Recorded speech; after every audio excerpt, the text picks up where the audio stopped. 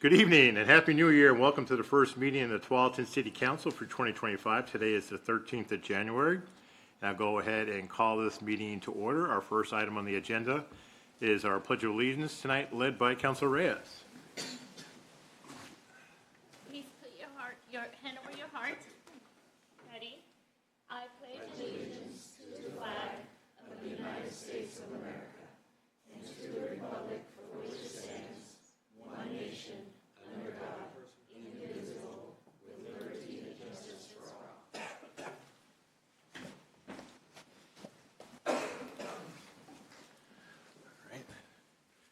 That brings us to announcements, and our first announcement is a new employee introduction, a new police officer. Eddie was supposed to be here at the last city council meeting of the year, but he was on police business. Imagine that, heading out to Hillsborough with a detainee. Welcome. Well, you know, we got to keep him busy, Mayor. Mr. Got to Mayor, work already. yeah, Mr. Mayor, Council, good evening. I'm Chief Pickering of the Police Department, and I'm excited to introduce our newest police officer, Eduardo Uris, or Eddie, as he goes by. So Eddie joined the police department back on November 4th. Eddie was born in California. His family moved to Mexico shortly after that until he was 7 when they moved back to the Beaverton area. So Eddie is a graduate of Beaverton High School. He spent time working for an underground locating company and also as a plumber. He got his police career started in Oregon City, but we were able to bring him over to Tualatin and have him join our team. So he's currently in his second phase of training right now, working swing shift or day shift, and getting ready hopefully to hit the road. The nice thing about Eddie is he will not have to attend the Oregon Police Academy because he's already done that with Oregon City. So they took care of all that for us. We just get to reap the benefits of having him come and be somewhat trained already. So we're excited to have him, and we would like to welcome him to the city. Well, welcome, Eddie. You and I chatted before the meeting started, but the floor is open. Would you like to say anything to the council? And Well, good afternoon, everybody. Honestly, I'm just happy to be here. I have heard nothing but great things about the city. And like I mentioned earlier to you, I've only been in the department for a little bit, but it seems like the city gives the department the entire support, and that's always a great thing to see. So thank you. well, welcome to Tualatin. I'll probably hear from Mayor McGriff about this when I see her again. But I'm glad you came to Tualatin. You're dealing with a great chief of police. We talked about Sergeant French already. You know, he won't steer you wrong, but welcome. And you know, like you said, we've got the Tualatin Police Foundation. The community really supports this police here in Tualatin. It's, you know, unlike a lot of places where we're seeing, you know, disrespect for police officers, not in Tualatin, because we have a fantastic community policing program, you know, National Night Out, stuff like that, that the police here are well respected and well liked. So welcome to the team. Thank you. All right. Thank you. Thanks for coming tonight. Our second announcement is another new employee introduction, our new Urban Renewal Economic Development Manager, Sid. Welcome, Kim and Sid. Good evening, Mayor and councilors. Excited to have Sid Sin here tonight. He comes to us from Lake Oswego. He started last Monday. He came back every day last week. He came back this week. So we're on a pretty good roll, and very excited to have him here. He has worked in Wilsonville and Oregon City, and then lastly, Lake Oswego, doing urban renewal projects as project managers. And I wrote down a couple of notes. The City Hall project, he was a project manager for that. He also did the North Anchor Mixed Use Project, and he's done some long-range planning. And the scoop, because I know people in Lake Oswego, is that he works well with engineers and with planners, so that's like win-win. And also, he's already been out meeting people. He's met several of you, which is exciting. He's gone to chamber meetings, and he's got a meeting with Schnitzer coming up, and he's just plugging in everywhere. So I'm excited that he's here, and please welcome Sid as our new Urban Renewal and Economic Development Manager. Welcome, Sid. Thank you. Floor is yours. Well, thank you. I just wanted to say I had an amazing week last week. Got to meet a lot of amazing staff. Attended a couple of chamber meetings and met the mayor and council members. And it just one of the things that attracted me to this community was the opportunities and the spirits, and certainly that is something that came through with a lot of the people that I've met. And so I'm excited to work in this community and kind of help bring kind of the next chapter for this community and see if we can get some projects going in the Basalt Creek area and the downtown core area. So I look forward to working with all of you as well. All right. Now, you and I have talked a few times already. Don't want to scare you off, but we're very eager to have you here. Glad you're here. I know the members of the business community were looking to have an ED come back and fill the shoes of our last ED. There's a lot of opportunity here. There's a growth area. And, based on what I've seen so far, you mingle well, you socialize well, you fit in. I think it'll be a terrific addition to our staff. Thank you. Thank you. Thank you. I remember I have my jacket here. Forgot I brought it. For Lynn. All right. That brings us to public comment. Public comment is an opportunity for folks to discuss things that are not on the agenda tonight, with the exception of the presentation tonight of Metro supportive housing changes. That will be included in public comment. Please limit your comments to about 3 minutes. I take both signed up people and people not signed up. First, I'll do the people who were signed up in person. And our first person, the one sign up I have, is Veronica Williams. Welcome, Veronica.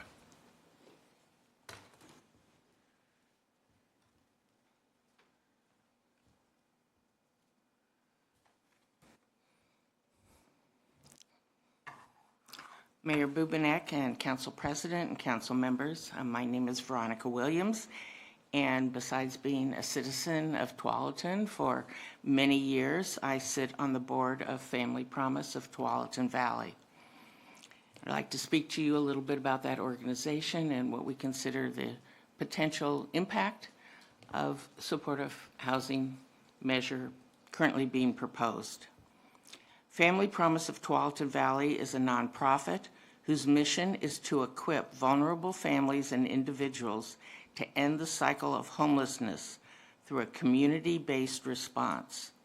We accomplish this by providing emergency shelter, food, and services that include case management, mentoring, financial literacy classes, and job readiness support to homeless and at-risk families. Since Family Promise of Tualatin Valley first opens its doors to families in 2019, we have counted on our community to partner with us in the effort to shelter and rehouse families, and the City of Tualatin has been a partner. You have watched as Family Promise has grown from serving 3 to 5 families at a time to being able to offer 70 rooms of independent shelter to our Bridge to Home facility. Even with this expansion, there continue to be waits for shelter rooms. In 2024, we sheltered 445 individuals, close to half of which are children. Washington County, using supportive housing service funding, has allowed Family Promise to support 206 individuals with housing case management services program, which includes long-term rental assistance and ongoing support that is vital to stability. We have helped 185 individuals go from homelessness to housing with a SHS-funded program called Rapid Rehousing, which allows households to get case management and rental assistance without having to wait for a shelter room to open up. We've been able to hire housing liaisons to fill critical gaps in services to households and individuals struggling with housing insecurity or homelessness who are not enrolled in a housing program. In addition, these programs cover many of the expenses associated with rehousing that can be cost prohibitive to those experiencing homelessness. These include application fees, move-in costs, utility startup costs, transportation costs, replacement of essential documents, help in obtaining employment, and phone assistance. These costs can run into the thousands and would stand in the way of housing for most of our clients. The scale of the work we do has grown to meet the needs of our community, and it's been made possible by the SHS measure. The Board of Directors is asking the City Council to oppose sending the measure back to the ballot at this time. Very good work is being done here in Tualatin and all over Washington County. And we need to make sure that these vital services continue to be supported and that these clients do not end up back on our streets. Thank you very much. Thank you. Is there anyone else in the audience right now who would like to provide citizen comment? Do we have anyone? Oh, Commissioner Willie.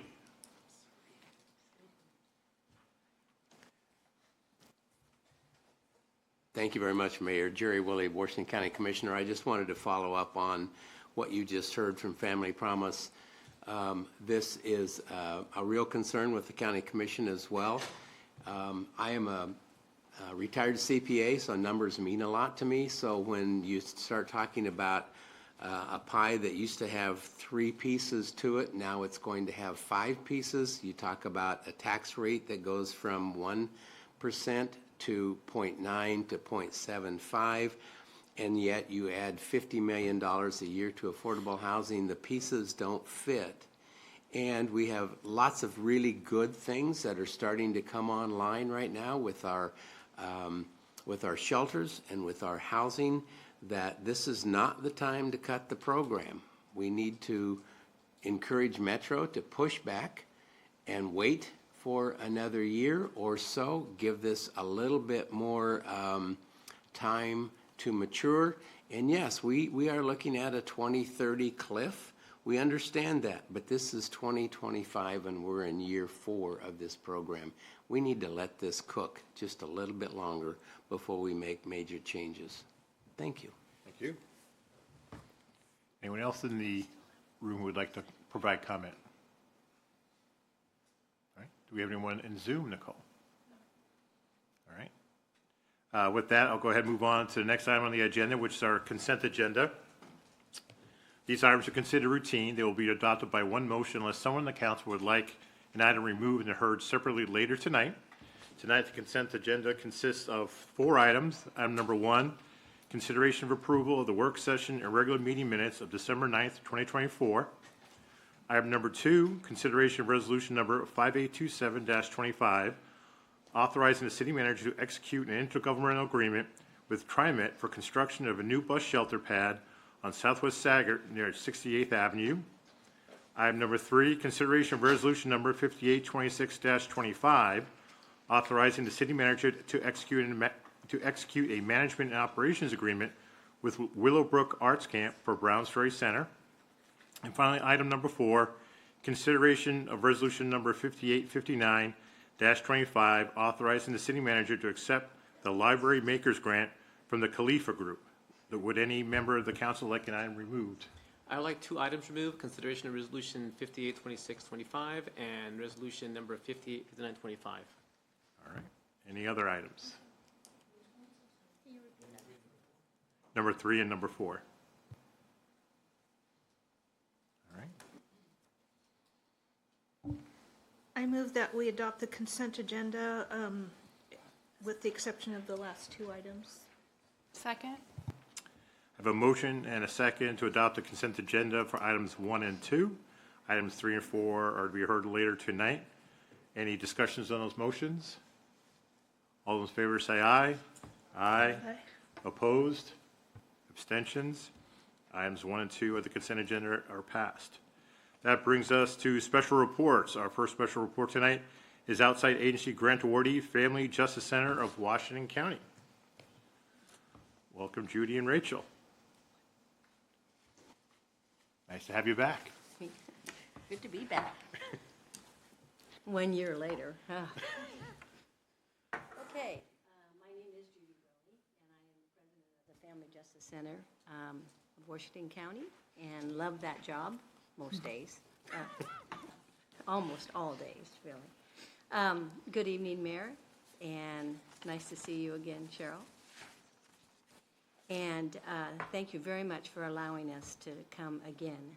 This is, gosh, 4 or 5 years we've been doing this at least. Since Lou. And since we opened, yeah, Yeah, since okay. Lou started, Since- yeah. a little longer than that.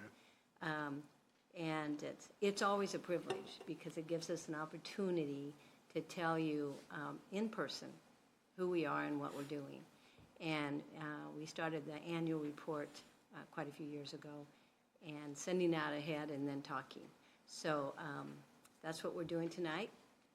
My role in this is just to talk a little bit about our board and how we fit into FJC.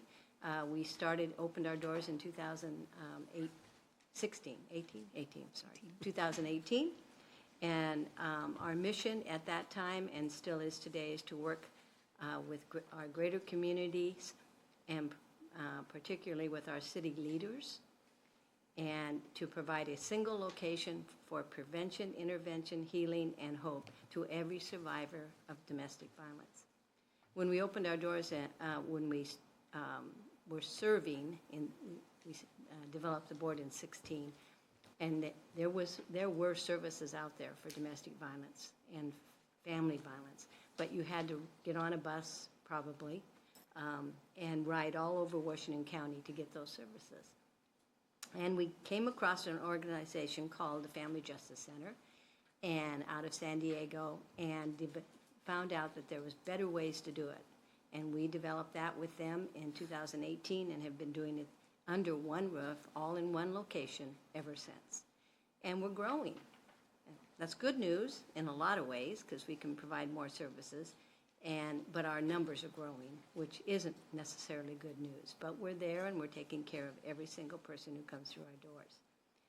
So I would like to say that our model is a collaboration of public and private agencies, and that is certainly where your city comes into play.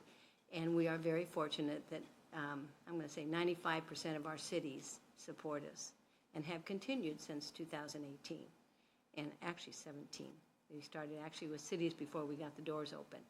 And so it is an excellent way to support all the cities, and we try to do all of what we do in every single city. It's not, we're located right now in Beaverton. We will be located in Hillsborough in 2026, and right kind of in between Beaverton and Hillsborough, to be honest with you. We're right on the edge, close to 185th. So we're not moving very far, but we have a very big building to continue filling. So we're excited about that.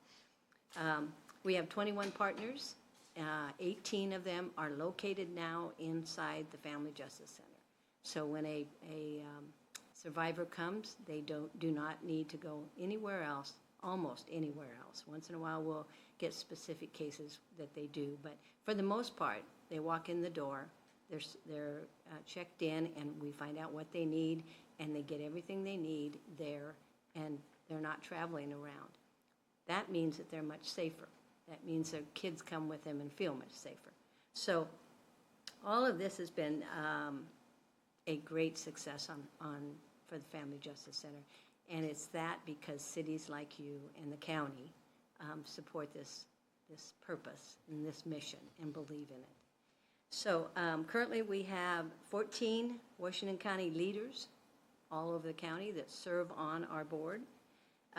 We are fortunate to have an outstanding executive director and other strong staff members in the center right now. So it's great. So with this, thank you very much for letting me speak, but I'm going to introduce you to our executive director, Rachel. Thank you guys so much for having us tonight again. Just to sort of highlight what the story Judy was telling about why we opened and how important it is to have a single location for survivors to go. Just actually only maybe a month and a half ago, I had a survivor say that she used to have to go door to door to door and nothing was getting done. I was always missing my appointments, struggling to get to places, and it seemed like each place I had to go, I had to tell them everything again and again. But then I got here and it all just worked. The things that I needed to keep my kids and I safe are finally happening. It's like you're all working together just for us. And that really meant a lot to me, coming in from not the very beginning as the executive director, but to hear that even the original vision continues to be felt by survivors over and over. So I always come and give you a overview of what our 2024 looked like. And again, this year, I'm here to report that we increased the number of people that we served. For every year that I've been here, I've said we continue to increase the number of survivors that we're serving in Washington County, and that sounds so alarming. The number of survivors in Washington County is going up. That means people are experiencing more and more violence. I think that we continue to see an increase in the number of people that are coming to get help. I don't think we're seeing an increase in the number of people, as in our communities are getting worse and worse. I actually think our communities are getting better at talking about this issue. And so we're seeing more and more people come forward to get the support that they need, knowing that the support is out there.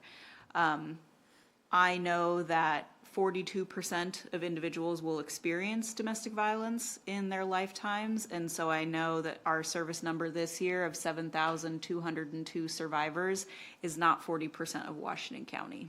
And so I am heartened by the increase that happens until we reach that critical point, and then we can start bringing it down altogether, and hopefully in the distant future, we will be able to end it altogether.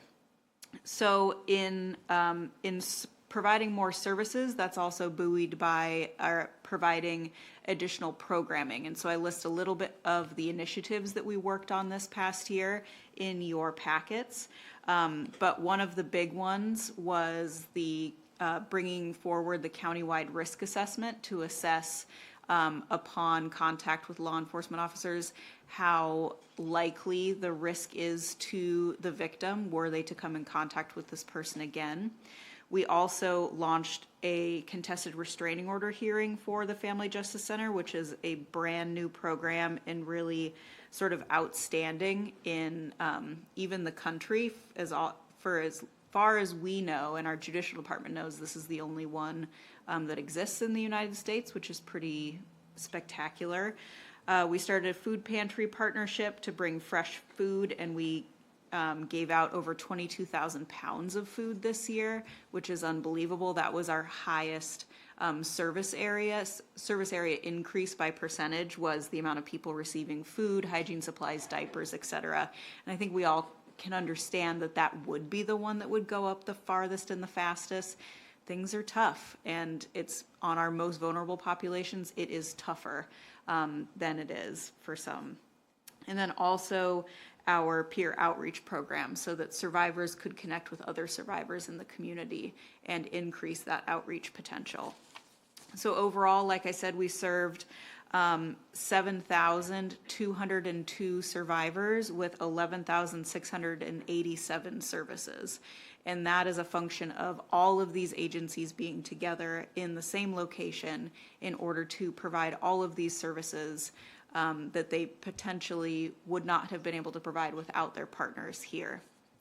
I have a highlight page for you where you can see the impact, and I won't go through all of it, but you can see some of the specific numbers on the specific services, as well as the outcomes for the survivors when they had their exit interviews about what they experienced when they were at the Family Justice Center, and we were pretty proud of those all together. And then importantly for the city of Tualatin, in 2024, we served 80 Tualatin survivors with 140 services, which is an increase year over year since I started here, which is fantastic. We have strengthened our partnership with folks from Tualatin. The Tualatin Police Department is just an outstanding partner of ours and really worked closely with us. And also we have, with your guys' help, continued to do outreach in the city of Tualatin, putting information in the libraries, putting information in city materials, putting information on the website, and that's really had a remarkable increase.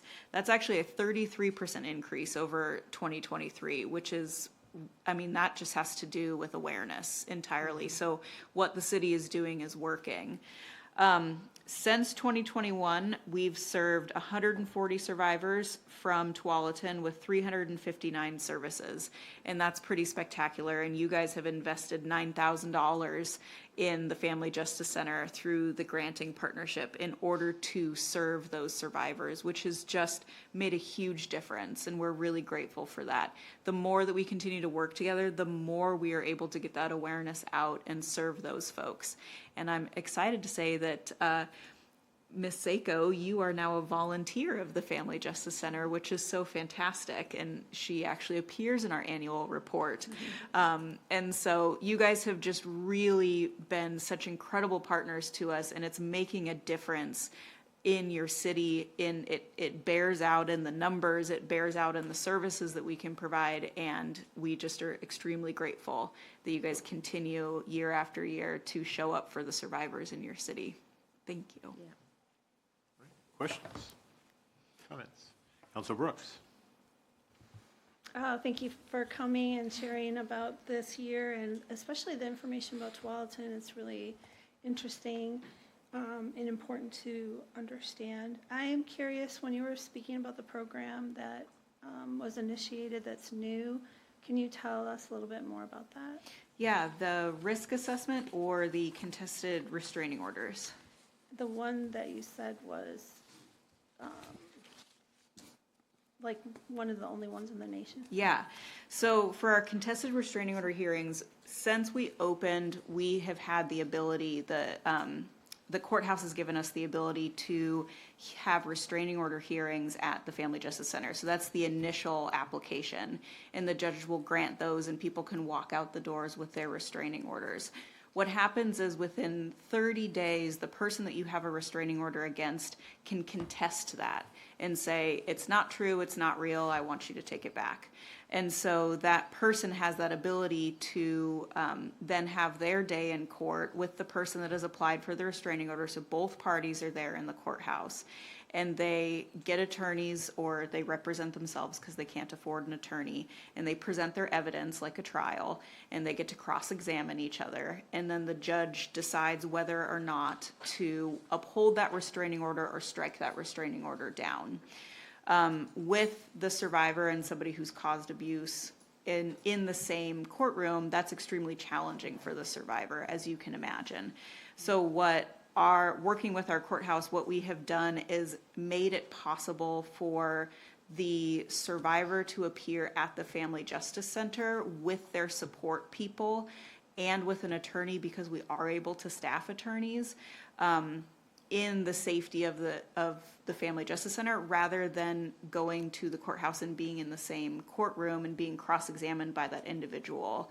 And what is really remarkable about that is, typically if you're going to have a trial with cross-examinations, you have to be in the same place and in person, but we have been able to get the technology that's necessary to have all the same functionality remotely for that individual as if they were in person. And so that is what has made it a really remarkable ability. Thank you very much for explaining it more. I've worked Yeah. with many women when I was a clinician that were victims of physical abuse, that I helped them fill out their restraining orders and help them and talk people through many phone conversations that were outside of their appointments around their fears and about appearing in court. And one can only imagine, if you're already traumatized and then going into a situation that's triggering like that, how hard it can be. And it's just it's not the friendliest place to be as a courtroom in general. Yeah. So I just was really curious about that intervention, and it sounds fabulous. So congratulations, great work. And, Thank you. nice to see you. Thank you. Rachel, did Kevin help in that? No, that's outside of his realm. He's not criminal. Other questions? Councilor Sacco? I don't have any questions. I just wanted to take the opportunity to say thank you to Rachel for reaching out to me when we did the domestic violence proclamation, and allowed me the opportunity to come volunteer at the Family Justice Center, which I've done a couple times.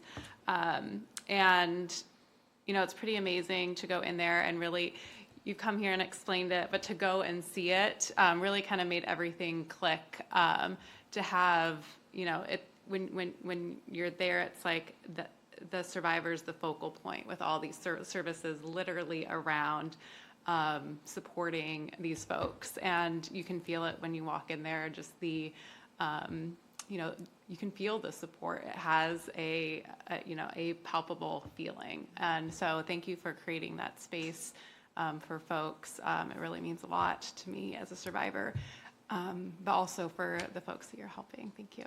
Thank you. Thank you so much for sharing that. I appreciate it. There are comments or questions? Council President Pratt. I just want to really, I'm a little bit clumped here.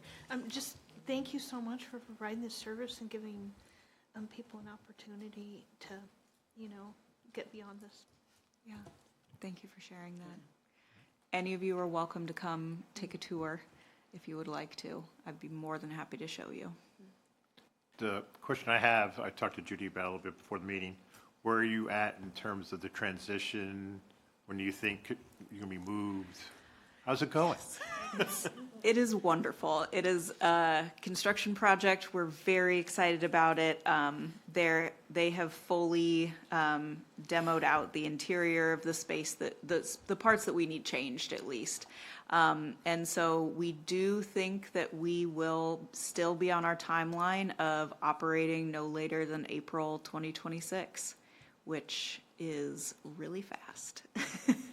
Am I remembering right? It's around Tannisbourne now, or am I wrong? Yeah, it's around Tannisbourne, so it sits right on Amber Glen Park, which does not cease to amuse me that all the staff are so excited to see ducks all the time. All right. Any other questions? Well, thank you both for coming tonight. We very much appreciate the services you provide. I know the Tualatin Police Department has always talked about great partners you are, and when they do have women at risk, that you're ready and available to help them out. And just again want to thank you for everything you do, and again thank you for coming tonight. Thank you so much. Thank you for having us. All right. So that brings us to special report number 2, the Metro Housing Funding Update. Metro President Peterson and Councilor Rosenthal, welcome. Good evening. Good evening. Thank you, Mayor. Thank you, and Council. It's a, let's see. Where's the button on this?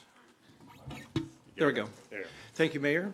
Council, it's a pleasure to be here and make a presentation and have a discussion really about supportive housing services. But I also want to say it's very nice to hear the work that the Family Justice Center is doing. That's doing good work in Tualatin and throughout the county, and that's really quite nice to hear.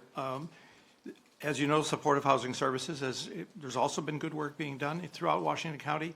It's a work in progress. It started only 2.5 years ago.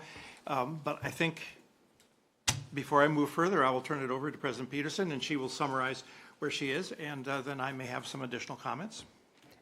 I think we were all moved by the presentation that just happened, and I just want to thank the council for all of their work. Having had a stalker myself and having gone through the system and getting a restraining order, and that moment when the judge said, "And then I'll see you back here in 2 weeks and you will face the accused," I was like, yeah, no. That moment will be seared into my memory. So I appreciate the work that goes on for those who have even more going on and in more need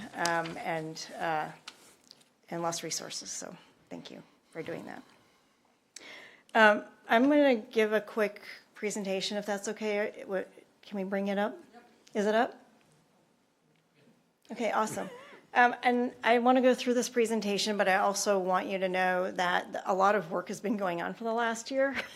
And a lot of conversation has been happening in just the last couple months, and the last couple weeks, and the last couple hours. And so I want to make sure that you walk away understanding that not only are we here to hear you tonight, but there's a lot of conversation that we've also heard, and it's being incorporated like by the minute into what we're doing. And I'm going to get to that at the end. So if you'll bear with me, I want to make sure we're all on the same page when it comes to what the conversation has been over the last year. So Mayor, Council, thank you for having us here tonight. and allowing us to give this update on the work that we've been doing around housing and the homeless service measure. We're going to start with a quick summary of the voter-approved Metro Affordable Housing Bond, and then the Supportive Housing Services measure, and why together they are so important to addressing homelessness. Then we'll walk through our current updates in regional affordable housing and service funding, discuss what we've heard from our community partners and community members, and finally go over the next steps that we're looking at. So on the affordable housing bond measure, I think we're on slide 3.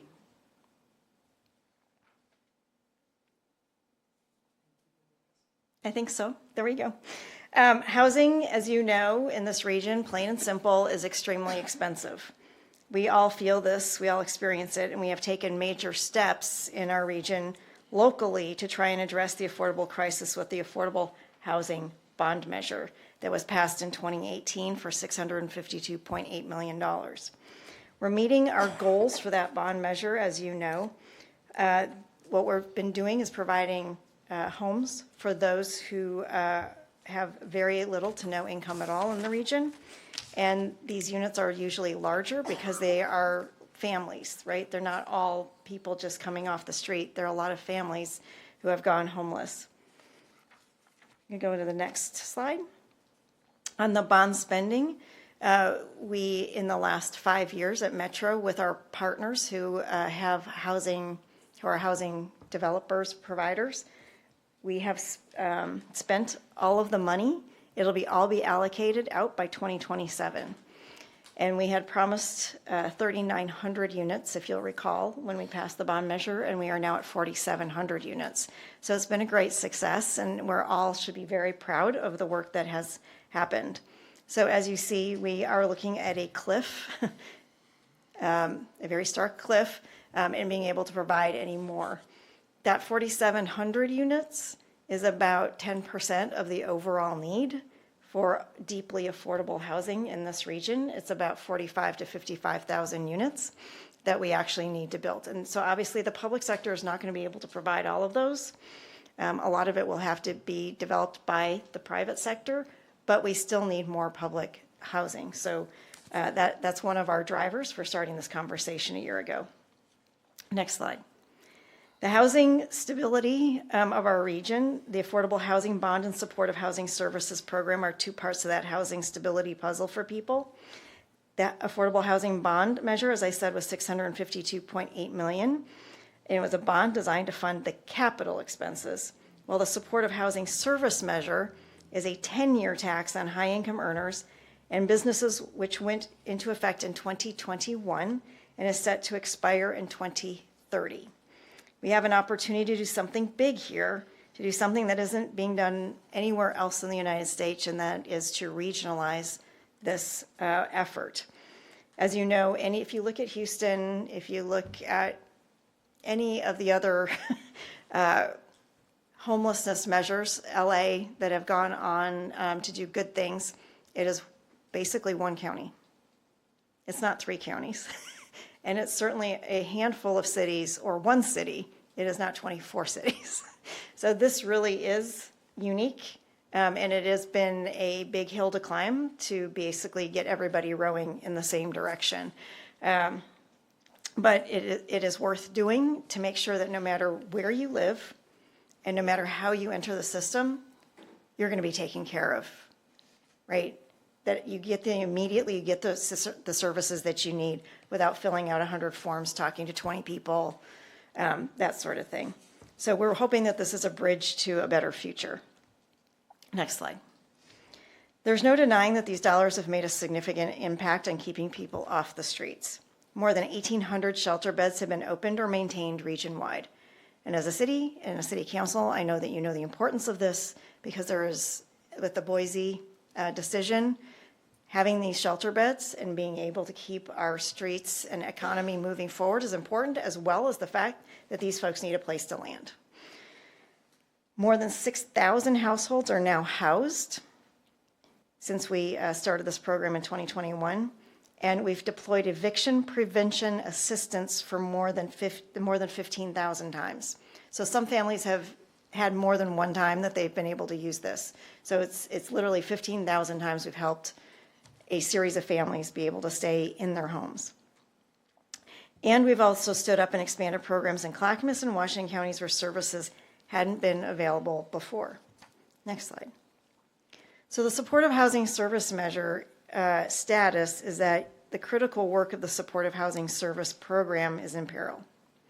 Funding for the existing program will end in 2030, as Commissioner Willie pointed out, and the programs keeping thousands of households off the streets will have to start to be closed out.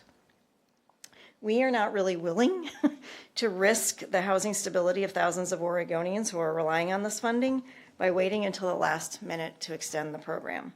Stabilizing and strengthening the program now and making funding more reliable will allow our county partners and service providers to better plan for the future, and it will achieve better outcomes intended at the onset of this measure. Next. Which is why we are here today. We've, like I said, been on this journey over the last year to listen, learn, and respond to calls from the community and our partners across the region. Hanging in the balance are tens of thousands of Oregonians who have received help and hundreds sleeping in shelter beds funded by this work.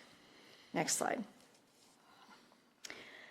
Last January, Metro Council directed staff to explore opportunities to continue the work, to provide both housing and services, and to engage stakeholders in a conversation on all of the solutions and the challenges.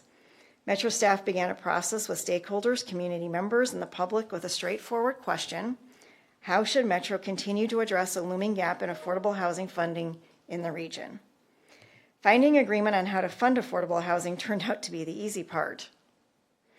Most agreed that expanding the uses of the existing supportive housing services taxes to allow investment in affordable housing was a good and urgently needed idea.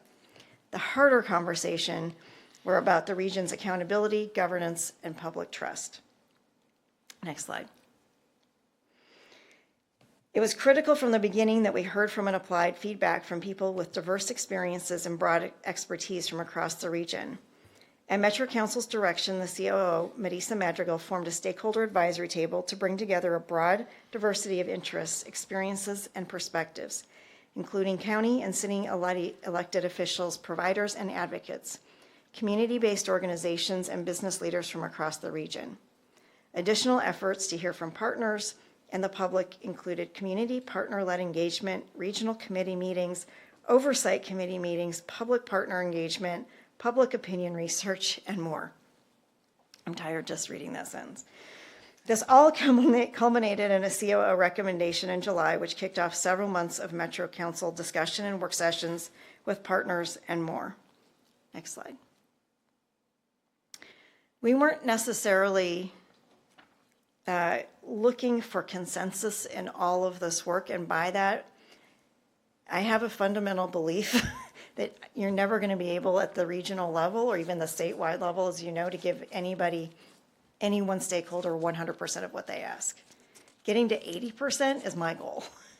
If I can get 80% of each and every individual's outcomes, we're at least moving forward and moving in the right direction. But we found in the end a remarkable amount of agreement on what was needed, so we don't lose steam and we are set for long-term success. Generally speaking, reflecting on what we've heard and discovered in this process, the Metro Council's direction was to continue regional affordable housing and homelessness funding for the long term, evolve an integrated regional housing and service program to better meet regional needs and opportunities, and learn from our shared successes and address systemic challenges. Next slide. Some service providers and business leaders have come together to propose an extension and a package of reforms. If this package is approved by voters, hundreds of millions of dollars a year would go to counties for core SHS services for an additional 20 years. That's over $5 billion in new dedicated service dollars, and the potential to create affordable housing for thousands of individuals and families across the region over the life of the program. If we do nothing, the program ends in 5 years, leaving no funding to continue operating many of the shelters and housing services that have been built. Key aspects of the proposal include, this is a very long list, so follow. Extending the SHS programming to 2050. So that's the 20-year extension. Add affordable housing and permanent supportive housing as something that can be permitted to be used by the money. Just straight out. Include cities as implementation partners. Prioritize stable funding for ongoing services. Stronger, more efficient oversight of a regional program. A regional action plan with key performance metrics, which we still don't have because of our lack of teeth within the oversight structure that was created the first time. Advanced regional standards in a new structure, that's coming from the providers who are looking at 3 contracts for the same provision of services with 3 counties. And there are huge differences between the counties, both on pay scales for the same work, but also for standards in delivery. And providing some tax relief by indexing the high earner income threshold to avoid taxing middle income families and reduce the personal income tax rate. So that's the bulk of what we've heard. Next slide. Finally, the concerns. We've gotten a lot of feedback about the proposals. I put a proposal out so that we could start to have discussion about specifics. And we've made some progress of getting feedback on what are the concerns. Specifically, we've heard concerns about predictability or ensuring consistent, predictable funding for the services. The proposal creates a predictable floor for services funding that grows with inflation, which we call the allocation program, and we'll come back to this. The regional approach, people want a regional approach, but we still don't have that, and we still don't have a plan to get there. So we're proposing to carry forward this work while trying to work on stronger accountability and oversight and reporting. On the tax rate, we believe it is imperative to ensure the long-term future of this revenue while also doing what we can to reduce families' tax burdens and support the economic recovery of the region. So people have weighed in on why a tax cut. But really, because of the inflation, a lot of middle-income folks have been pulled into the high-income definition. So we want to make sure we don't continue to do that and give them a tax break. And then the last concern was timing. Commissioner Willie brought this up as well. Why now? Why not wait until closer to the expiration of the program when we might actually have more results? Acting now means we can avoid having to begin ramping down, which will have to start soon. And the risk that the hard-won stability we've provided for thousands of households. Also, we really need to figure out how to grow this into a regional program because of the concerns that have been raised. So next slide, sorry. So our council actions, this month we'll be discussing a ballot measure to extend the supportive housing service program past 2030 and allow the funding to be used for a full range of solutions in homelessness in a more accountable, transparent way. Metro Council and staff are engaging key partners, and those partners are continuing to meet on their own to discuss their concerns amongst the different stakeholders, which I find very helpful, that they're still continuing to meet, even though they may not completely agree on every aspect. The coalition is actually growing as we speak to make sure that the concerns are mitigated in whatever we would put forward to the ballot. So this week we are working on a first draft in a work session of the actual ordinances, and there'll be 2 ordinances, and I think this is the really important key factor for this evening, is that we're going to have 2 ordinances, one that sends a ballot measure out to the ballot that we'll be looking at, and that will contain just what needs to go to the ballot. In other words, it will only refer to the tax cut, the extension, the affordable housing, and a new oversight committee. Those are the 4 things that are really included in the ballot measure. The accompanying ordinance will basically direct staff and direct the council to do the next phase of work that needs to happen, which is what we've heard. And what we've heard from the cities, what we've heard from the counties, what we've heard from partners, is some of these things are just not ready yet, and they need more discussion. So the allocation model that I was talking to you about, how much goes to what and when, that all has to come together much later.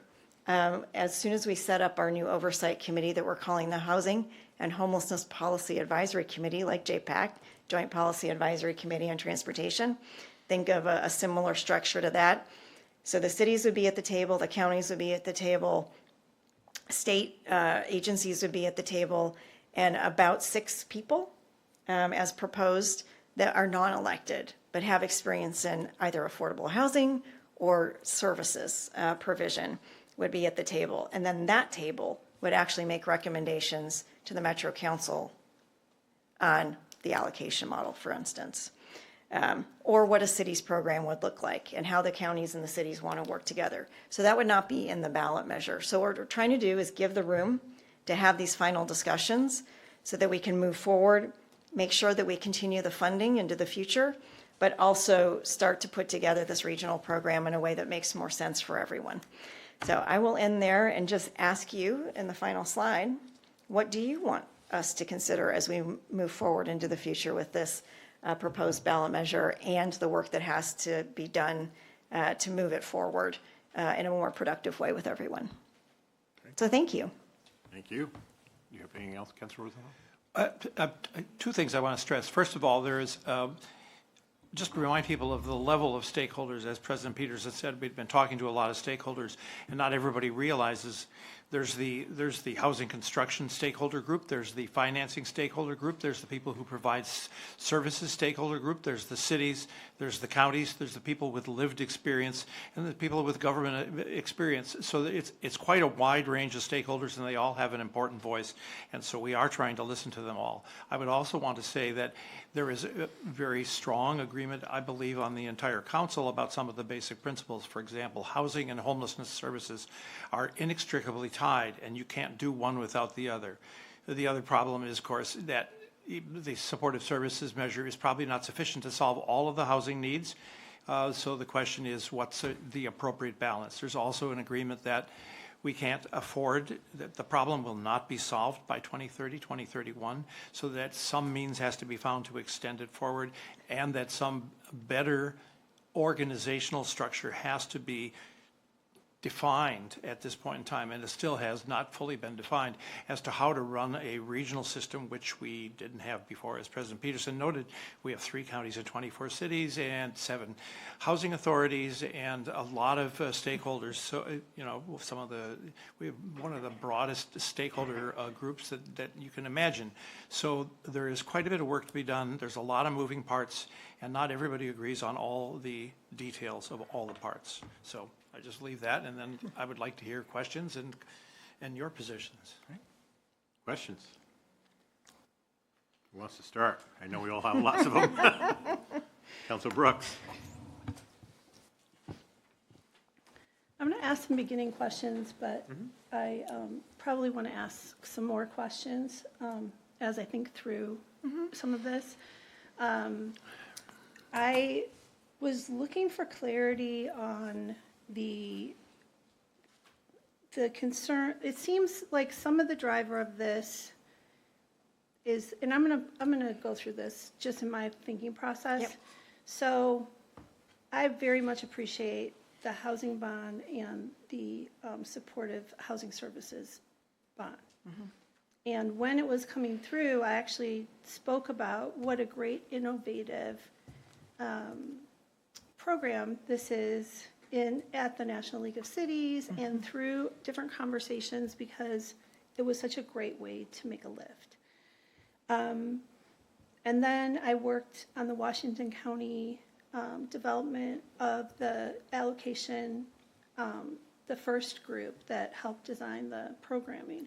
So one of the drivers to me looks like, I'm not going to talk about the cliffs and all that right now, but the accountability and reporting. Can you just tell me a little bit more about what that means? Yeah, so we have 2 oversight committees, right? Well, there's many different layers of oversight on this measure. Just to back up, the counties were all required to have a county oversight committee. Metro was required to have a regional oversight committee. We also have the Tri-County Planning Body that was supposed to look forward and be able to regionalize this measure and get a plan of how this money would be carried forward into the future and key performance metrics. But they are not an implementing body, and we do not have the authority to actually implement these things as Metro. So that's part of the transparency and accountability, is that the oversight committees are extremely frustrated that they don't have the data to be able to tell anybody whether this is going in the right direction or the wrong direction. And it's really more about, to me, what's working and what's not working. Where do we put our money? What do we emphasize? And by not working, I mean, there are things that could be either made better, and that's what we want to know about, right?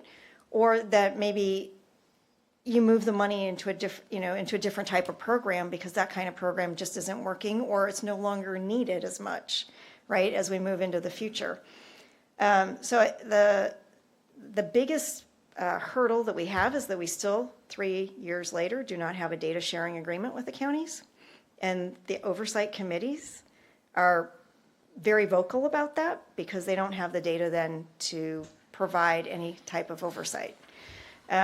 So that's part of what we're working on, is making sure that we can get to an agreement. And that is, again, working at the speed of trust with the counties, that there was never any ill intent by Metro. It's more of, this is a program that is funded by the region, and the region wants to know more than just how many beds and how many families are kept in their homes from eviction. But we want to know, for instance, a lot of these other, like LA or Houston, they have a lot of KPMs, a lot of key performance metrics, and they're looking at how long did it take once somebody said, I want to get into a shelter bed. How long did that take? How long were they in that shelter bed? Did they go back out on the street, or were they able to move on? These are the types of questions we can't answer right now. And a lot of it is the counties have been working very hard to use the same database and be able to track people across the region, but that information isn't being shared yet. So there's some good work I know going on at the county, but it's not being shared. Not being shared with the other counties or with the oversight With the board? oversight committees. All four of them? I can't speak to the county oversight committees because the counties oversee them. They work with them, but at the regional oversight body and at Metro Council, those are the other two oversight. The Tri-County Planning Body also can't really do a forward look if they don't have the data of what's going on now. Okay.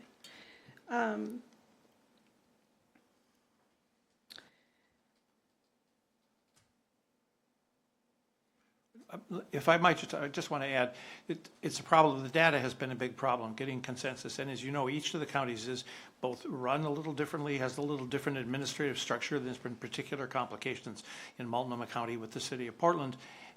There has also been, and I've been talking to some members of the Oversight Committee, they also say they have been able to do cajoling, but they haven't been able to force compliance in some cases where they felt it was necessary. So it's a question of both authority as well as data.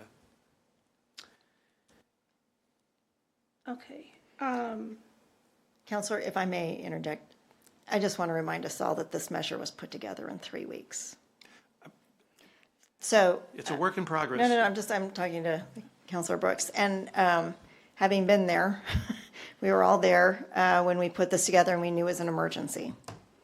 And we went as fast as we possibly could to take advantage of the opportunity, both from the business community as well as the providers and the counties, to get that on the measure. What we did not do, and that we're trying to do now, is that roles and responsibilities were not clearly defined, and measures of success were not clearly defined.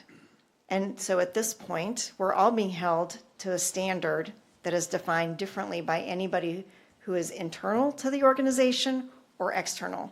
So whether it's the media defining success, or whether it's our own internal staff between 3 counties or the region or every city, we're all looking at it and thinking that success is this or or this or this. We don't have a regional agreed upon, this is what we're trying to do. So we're getting hit from everywhere because we're not making anybody happy at this point because they're all defining it differently. So getting everybody on the same page, getting all the geese into the V means that one person has to lead or one goose has to lead. If you know what I mean. Like this is, getting everybody rowing in the same direction is probably the single hardest part of this because it is a regional response. But somebody's got to be making the calls. And that's the speed of trust. How do we grow that leadership within the region so that we're making those decisions together? Okay. Well, I'm just going to say my first concern because just starting with that conversation, and especially as a social worker, I believe that as a professional, we have outcome measures and matrices that exist for best practices for delivery of services. And I believe that we could have those in place by using the science that's there of best practices. And I believe that those measures can be identified fairly quickly by professional community practice social workers because it's the work that they do.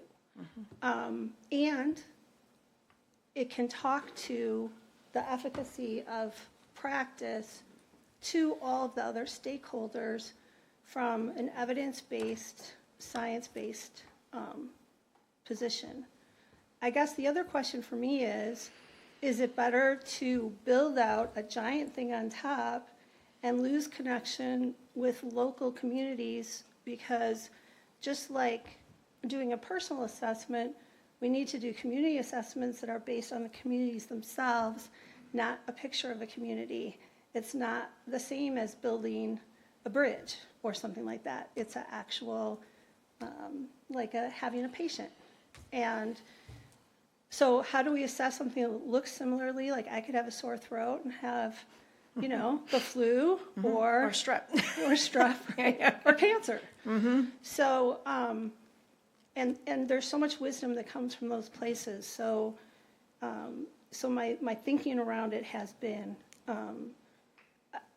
if there are county oversight committees already there, they're using some similar data, I'm sure, maybe different programs, maybe different measures. Does it have to all go up to Metro directly, or can it be a staggered approach so that you don't lose your ability to assess your communities and basically your most vulnerable people? The big problem too, just politically, of doing a tax cut that might impact services to the most vulnerable people just seems like something that I wouldn't want to get anywhere near. And I would also say that some of the cuts that I just know are the Washington County ability the best, just from being on the PAB, is like some of the programs that we're looking at that would be hard to keep going are the ones that are the most effective for prevention. So eviction prevention and transitional housing. And then finally, I think some of them taking money from some services, it doesn't look like a lot of impact, but these social service organizations are run so skinny already. They're not going to get more federal money anytime soon, I don't believe. So they're going to be facing other problems. And I don't know around they're hard to sustain anyway. So around the sustainability. And then just a personal thing, I've worked in other cities and states and have worked in systems where there's robust services and know what it looks like to have a connected infrastructure, which we don't have, and I know we're in agreement about it. My fear is building and losing services. We could end up with a lot of issues around the subsidized housing where people are not going to want it in their neighborhoods if the populations are not being cared for well enough. Like some of the interventions that I've done when I've done case management for people that are vulnerable like this are bringing bubble packs of their medicine, are checking and making sure that they're stable, are doing these types of things. Those communities and those buildings don't have the same kind of problems as buildings that are just don't have access to those social services. And that can really wear down trust. Yeah. So I feel like there's so much to address in this. And I also am curious, I also feel like the research and universities are missing in this. I think that some of this could be done through university systems, through those types of people that could help do the design, help do the evidence-based stuff, help write so that you actually get the notoriety in these professional places and get more people coming here to work. I know, there's a lot here. Yeah. Let me And- take a but- couple but- things that you pointed yeah. out. And then, but the big thing for me is, I do have the why now question. I feel like there's a lot of communication that could still be happening. I do understand what the concerns are. And I think that, especially because it's at this place where people are very concerned and talking about it, that it could be a very meaningful year of discussions and seeing how these organizations could work together. What Metro's really considering when it's considering getting into the social services game, it's a hard business and it costs a lot of money. So putting another layer of government, what is that really saying?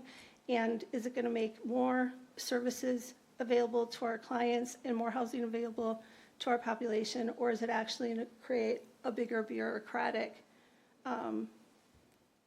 barrier? And from the information I have, I can't discern that, and I don't think anybody can. And so it's a big risk for me to not be able to support something that might put these organizations at risk. So on the affordable housing, let's talk to the affordable housing. There is, yes, 100% concern by the counties of how affordable housing would be incorporated into their already existing services. And so that's why we have actually put that into the accompanying ordinance of something that would be dealt with by this new oversight committee. It would not be a dictate from Metro Council, but it would go to the actual plan of how we would use that money. At the minimum, what we know is that Metro also has carryover, just like the counties do.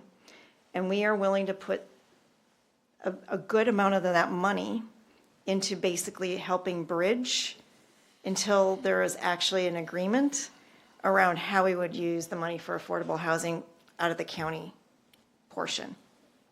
So we would be able to use our carryover to help folks get into the planning if they want, right? If there are projects in the region that are willing to go into planning so that we don't lose too much momentum. So we would literally be the bridge to be able to take us to the next step. So I think that's a huge gain just by able to do that. The second is there is a lot of housing that cities in the future, you know them now and you're going to want to do it in the future, will want to be able to preserve some of the housing that we already have. And you may want to buy it and it may be a quick thing. So this would allow for that to happen. It's not just the construction of, right? But this allows for us to use it when we feel we're ready to use it. But I'm going to be looking, I am personally, I can't speak on behalf of Councilor Garrett, but Rosenthal, but I am looking at H2PAC of making the recommendation of how each county will actually be approved to use the affordable housing component. So that's the first thing. So there'll be no dictate out of this work that Metro Council is putting to the ballot. I think that's the first thing, because we heard that. Yeah, and then I would also say with some of what you're talking about too, from the city council's perspective, we're not big enough to hold even for the PAB money.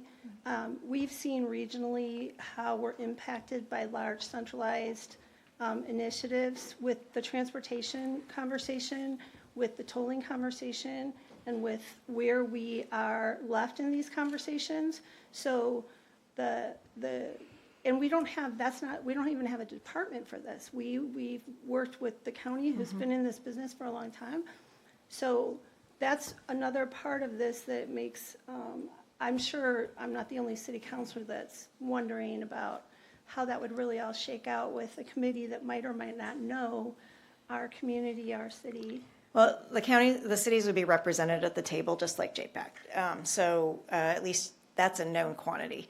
To your other point, I did reach out to PSU and ask them if they could do this analysis, if the counties were not trusting of how their partner in this would be handling data. And I was told that the counties are not sharing data with PSU either. So this is a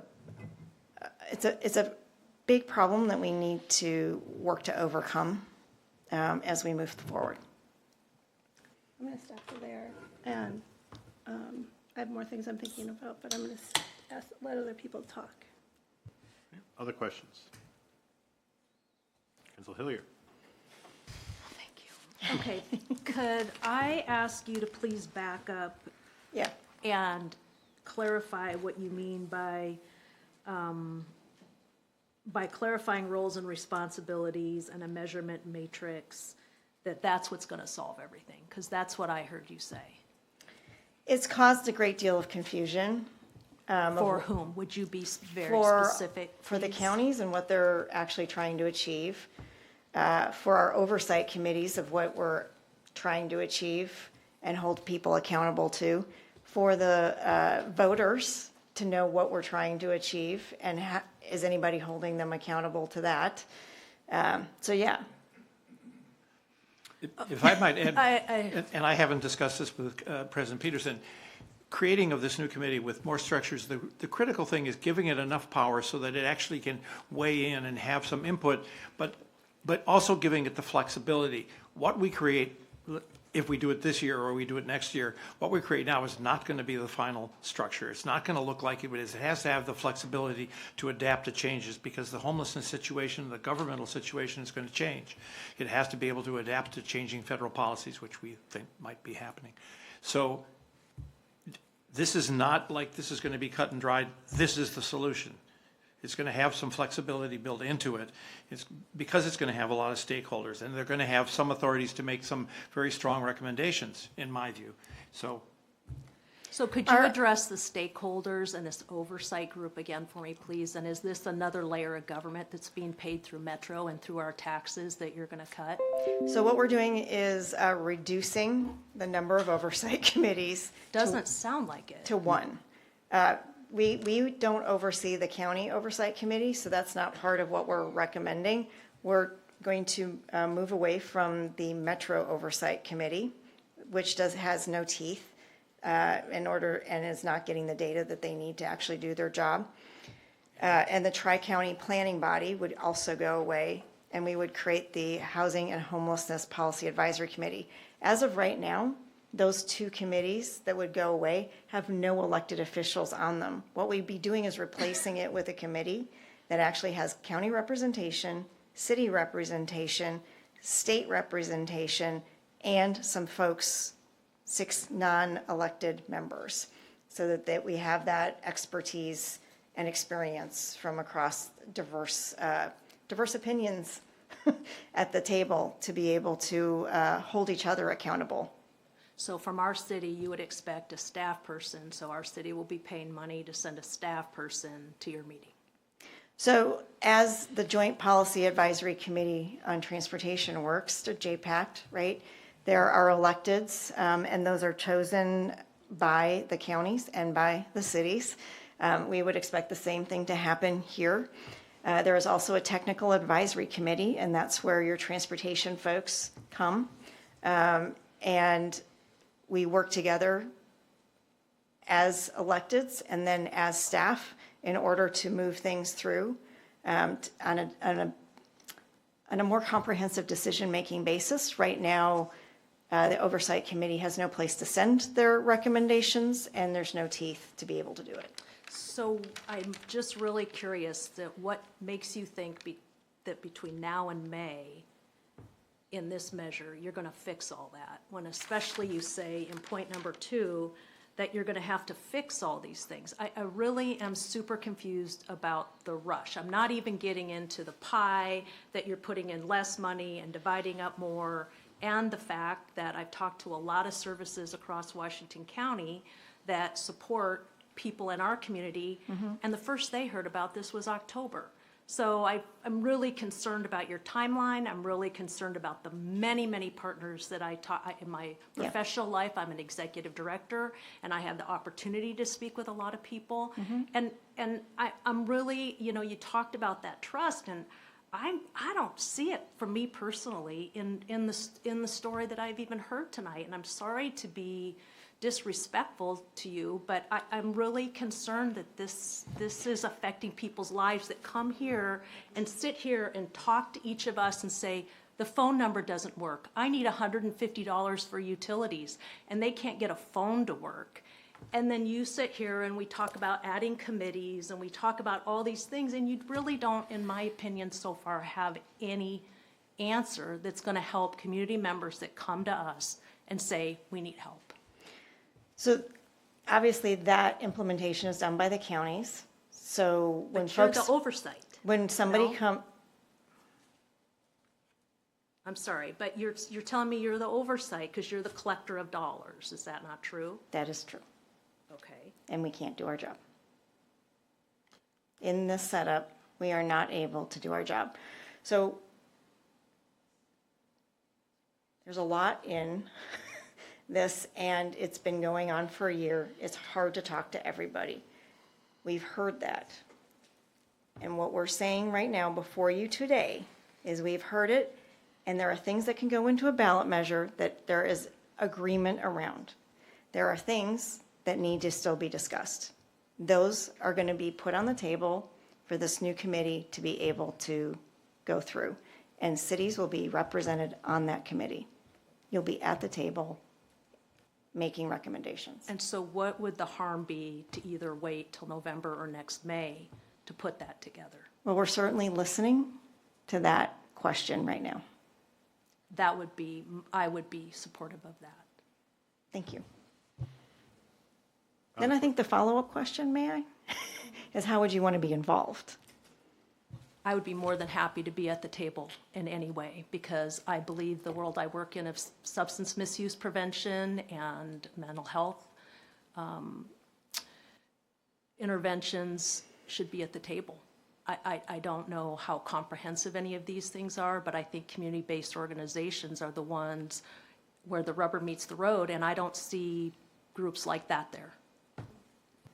And just They have been, but, yeah. I usually wait. From only the people that I've talked to. Yeah, So yeah. I'm sure you probably have some, and they're probably big multi-million-dollar organizations that are sitting there. There's so many providers. There's so many providers. I usually wait. I'm just going to tag team off Councilor Hillier's question on, you're talking about H2PAC being formed similar to JPAC. And out here in Washington County and Clackamas County, as a former Clackamas County Commissioner, Chair, that JPAC is very Portland-centric and Multnomah County. They push the agenda. They get their things done at the expense of Clackamas County and Washington County. That is one of my hugest concerns about this H2PAC, that will be diluted. I mean, we have one large state representative. I mean, Washington County has, 2, 3 people there. That's it. And we're like one of the, we're the economic engine that supports this whole area. We've got 3 people who get outvoted by Metro representatives from Portland, Multnomah County, freaking ODOT, TriMet, have more votes than the counties and the cities do. And it's super frustrating. So I got more questions later, but there's holes in No. that model I do not like. This is the first I'm hearing of the specific in this conversation. So, you know how hard I had to work at Clackamas County to get heard.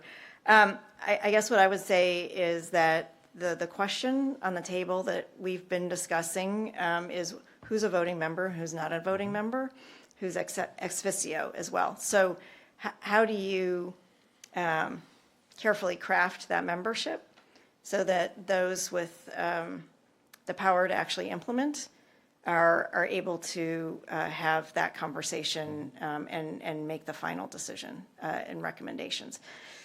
So I think that's part of getting at your problem. However, on the flip side, having tried to reform JPAC myself in the day, you know that the flip side of that is that if you bring up, if you bring this type of conversation to the table, then the city of Portland will want weighted votes. And so it's a very difficult line to walk to find how do you do that. And I think it's more in the building of trust and the relationships over time than anything else, right? In order to have those trade-off discussions and priorities. But in this case, each county, what's raised in the county stays in the county. So it's not like you're going to lose the money for the county. The question is, how do you make sure that all of the voices are getting heard and that the things that work are getting funded and the things that are not working are either dealt with or we move on. So I think that's more it's not you're going after the same pot of money. You have your pot of money, how are you going to spend it together? But it's also in the setting of priorities and, in our discussions we've had, mayors and mine with you, is HUPAC, is it going to have the ability to look at the three counties to say, these are the projects you're going to work on, get a little bit more, what we're hearing is there's going to be a lot more micromanagement of the counties versus what they're used to right now. And who's going to set those agendas for each of the three counties is that folks have no freaking clue what's going on in Clackamas County versus Washington County and Multnomah County. And when you get to voting, since the big gorilla in there is going to be Multnomah County and Portland, are they going to push through agendas that don't fit for us? And that's... I just want to add, as you know, this morning from our meeting with MPAC, MPAC has gone through a number of iterations and a number of bylaws changes that changed it from a lot of appointed people to elected official people. So as I said, this committee, as being proposed right now, is probably not what's going to end up in the long run, and it's probably going to be changing over time depending on the needs of the situation. My personal feeling is that although JPAC may be a good model, it is not entirely the same sort of thing. For one thing, because the funding, there's a lot of funding sources for the monies that happen with JPAC. There's a lot, it's very complicated, and we have the state involved. With this, it's Metro funding, and so Metro has to retain a certain fiduciary control and responsibility. But we operate as, we would be operating both as executors and as participants, as you might say inheritors. So it's a somewhat different process, and it may evolve over time to look somewhat different than what is currently proposed. I'll pull back and Councilor Hillier still had the floor, so. Sorry, I guess the only, thank you. The only, the last one I'll ask right now is, so with all this money that you have, that you're gonna bridge, I wish we had that problem, like all that money that we could just bridge. But, so they're estimating a collective tax relief maneuver would result in an estimated $17.5 million annual reduction from current and projected collections. So and that's just, I don't know if that's Washington County or overall, maybe you know the answer to that, but is that what you're gonna bridge so that the services that are being given by CBOs and counties right now are going to be bridged, period? Or could you clarify where the money came from? I don't know where those numbers, I'm gonna be honest, I don't know where those numbers are coming from, because right now what's happening is that the forecast on this volatile income tax measure, the forecast was higher than the actuals coming in. Right. And that's a problem that we're gonna see going forward because our economy is softening, right? So we're not in a robust growth period, which should also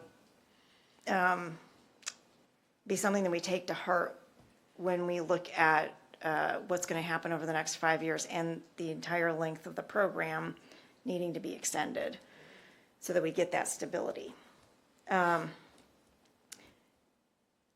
There's a 10% cut going on right now, so I don't know if that's where those numbers are coming from. That's the cut. That's today's cut. That's my understanding of That's that not, number, sorry. right, so that's not related to this ballot measure at all. That is literally the forecast Yes. versus the actuals. And that is one of the problems that we have had. Clackamas County, we all thought, honestly, that they were out of their minds not starting the program and funding, like, upfront, uploading, how do I put that?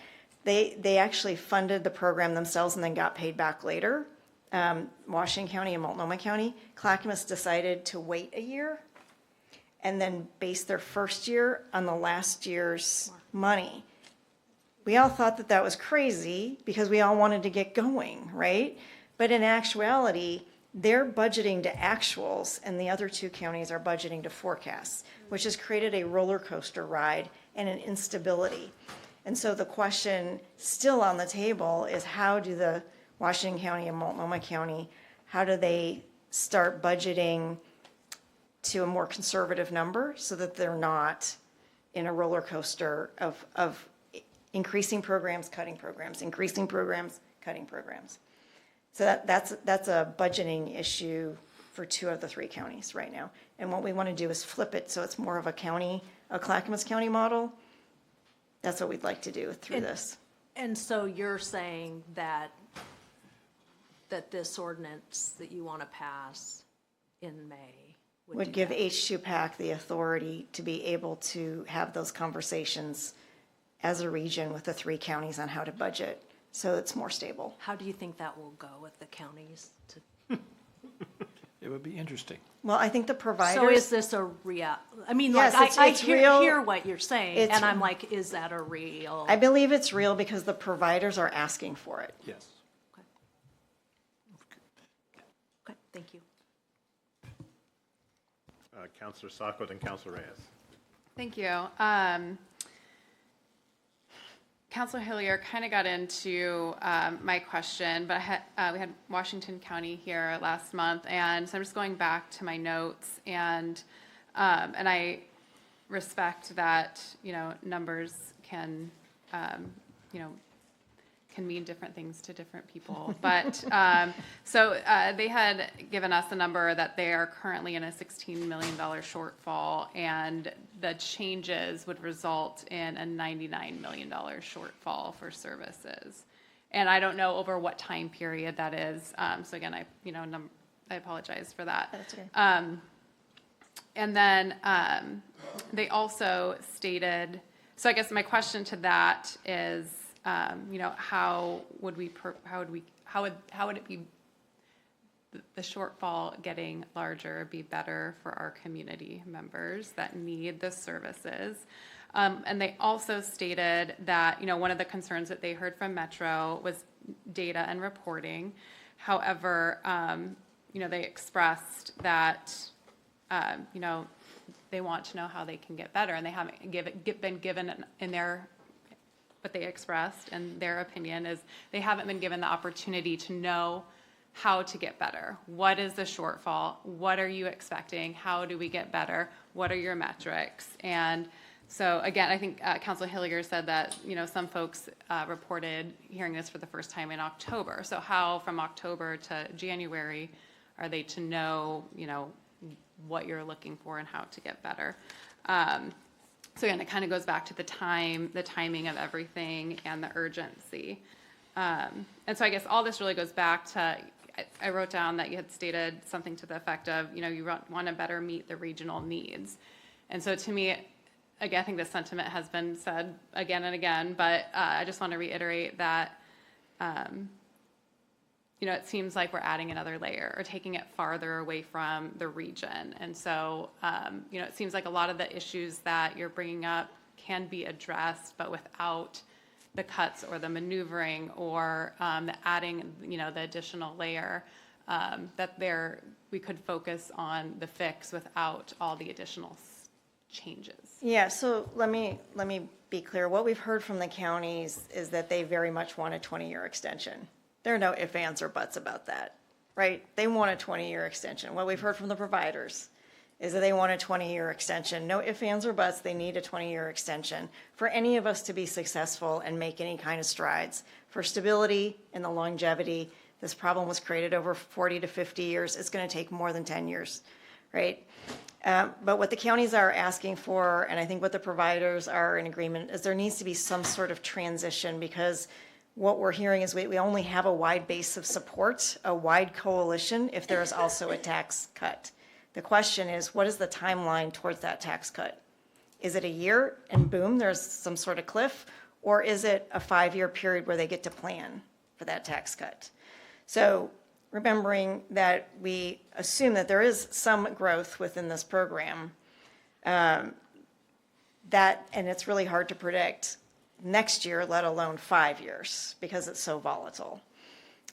So having the time and the right committee structure to get that plan going, I think everybody would be okay. The question is the transition. Everybody wants to know can we work on a transition plan and get that to you? And I think the answer for the council will be yes. The question is, how long is that transition? Do they need 2 years? Do they need 3 years? Do they need 5 years? So it's that's the balls that we're juggling at the regional table of how do you get this extension? How do you keep these services going and still keep a coalition so you can get it through the ballot?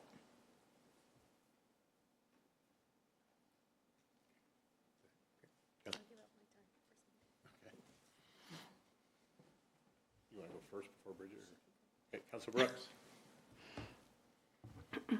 I'm going to pivot and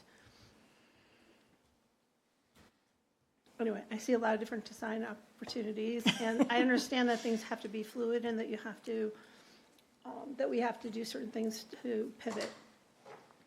One of the other big concerns for me is how the original design of these monies was separated and has boundaries. I'm just going to say, working in social services, I've seen this a lot of times. And this industry is an industry that's historically underfunded. People are in it that are people that are overachievers, that give a lot without getting, and are extremely dedicated, bright scientists that aren't always even seen as scientists. So when I look at building versus serving, I'm still in that place where I have big concerns without keeping those boundaries separate to go into building out affordable housing, which has 500 different definitions. Is it subsidized housing? Is it part of what we're building to replace all the hospitals and everything that were closed? No, let me just get at that. It would be for populations A and B and only, right? So as defined, which is part of the problem, is each county still has a separate definition of population A and population B. We do not have a regional definition yet. Yeah, I personally would like to see a year, and I would like to see, the county comes to us often. I would like to see work sessions with different governments working together, like there was with transportation, to help iron some of this out. And so that the counties, I think that part of the first 3 years that we've done is an amazing opportunity for learning. And if the counties can report out and share best practices together, what's working, and be collaborative, have the cities involved or people that are invested involved as well in these conversations, because this even just what was on the board and what you said, there's so much more in what you said. Like, I'm gonna have to review. It's a lot to get. And the overwhelming thing for me is that the outcome measures are based in the well-being of the people that we're serving. So to me, it's not about all the stakeholders, exactly. It's about being client-centered in the approach and having those measures be based on, the well-being. And I understand housing services and all that are different pieces, but there's just oversight with those measures that seem to me like it's what it is. And some of the concerns I have about governing bodies running a giant thing is that depending on when someone's elected, they might not know what they're doing as an elected. They might not have any understanding of social services or vulnerable people. And meanwhile, we have people that are, costing so much to themselves and to our communities through how this is going, that to do it with best practices and with collaboration and communication, we have an opportunity to really improve it instead of just saying, I'm not getting enough reports, I'm feeling nervous, we gotta change it now. I think we should be communicating together and communicating, with our counselor, with us, and with our counties together in conversation about these things. Agreed. Yeah. Before the ballot measure. Agreed. Okay, yeah. That's my thing. That's right. I thank you for your presentation, but I was just remembering when we had a presentation here, maybe was it October, September? And it was heartbreaking to see members of my community from here to Tualatin not getting the services that they thought, or it was almost impossible to get. And it really reminded me, when we were growing up with my mom and having been evicted from our house, and how we were just given the roundabout all over the place. I mean, we ended up in a shelter that was for men only, but they felt sorry for us because it was raining outside that they let us stay in a little corner. So it was really hard to see, and going back to that I don't know where the system is broken, or how are we not being able, with $625 million, why do we still have that need? Why is it so much? Why is it broken? Why can't these people just make a phone call and find support and help, the right dignity the support that they feel dignity? And I just don't understand that. And I think there's a lot going on, going back to this measure, that there's a lot of conversations that I think the Metro needs to have with the counties, that having those understandings, and then before coming to the community and say we need more money, or we need this to be extended, or we need that, to me that it's like, what are we doing? What can we do? And when I hear it's like, oh, we did this in 3 weeks or 3 months, or there's no trust, it just doesn't, to me, it just doesn't seem like there's trust there. And trust is the number one thing we have with our public. If we lose that trust, then no matter what we say, they just don't care. They just say, you know what, you're not helping us, or why should we do this? Why should we help? Why should we give out of my hard-earned money to this government agency to help my people in my community? I can just go knock on the door and say, here's $200, go and buy some food. You know what I mean? It's just really, that's what I'm seeing. And I just don't know I just don't trust it. And that's just where I'm at right now. Even if I hear it, you're trying to tell us and all that, but I just can't trust. I think that you all gotta sit down and see what you can do. Maybe put a hold on it, like Councilor Hiller said, maybe hold off to the next year or maybe following year. But I don't like to rush things, especially when the trust has been broken. Thank you. Thank you. You know, I think the hardest part about regionalizing this conversation is you really don't want to have any barriers when somebody says, I need help. And it shouldn't, like I said, it shouldn't matter which county you come from, and it shouldn't matter how you enter the system. You should be immediately part of the system, and all those wraparound services should be around you. We can't track that right now. We can't provide that oversight. So I can't give you the answers that you're so desperately looking for. But what I can tell you is that our oversight committee is sending us a letter that requests just that, is the ability to be able to answer those types of questions, and we can't do that right now. Okay, President Pratt. let's go. The word I'm hearing right now that Councilor Reyes said, and that I wrote it down, was the word trust. I don't think you have trust with the counties. I know there's, well, we know Multnomah County, there's a lot of not trust between the providers, the police, the county, the city. I mean, it's a big mess in Multnomah County, and sometimes I think Washington County and Clackamas County really pay the price for that county. I don't think, if you have a new oversight committee and it ends up, and it's heavily weighted to Portland, none of us are gonna trust, we're gonna be outvoted, and we have no say.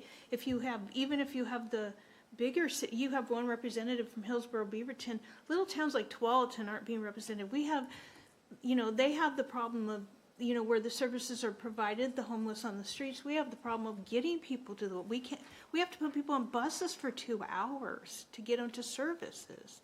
So they're just different needs. So I don't know why an oversight committee wouldn't look less to the population, but more to the diverse, different needs within the region. We'd be open to suggestions. Okay, well, okay, I'm making that suggestion. But I'm very open to suggestions. When I looked through this, well, two things. Number one, I've attended several different, I'm not a, expert like some people, but I've gone to several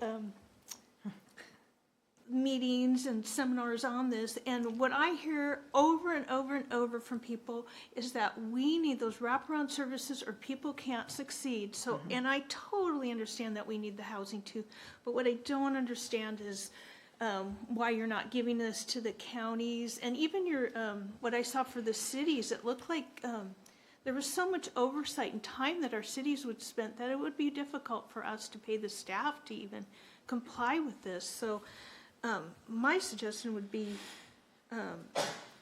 and then I guess I want to go back to say the original SHS has a lot of problems. I don't fully understand why payroll was used, because if you have a recession, we're going to have more need. You're going to have less people supporting the system. So I would like you to think a little outside the box of the whole thing, not necessarily just kind of tweak what's there, but maybe rethink it a little to how we could do this better.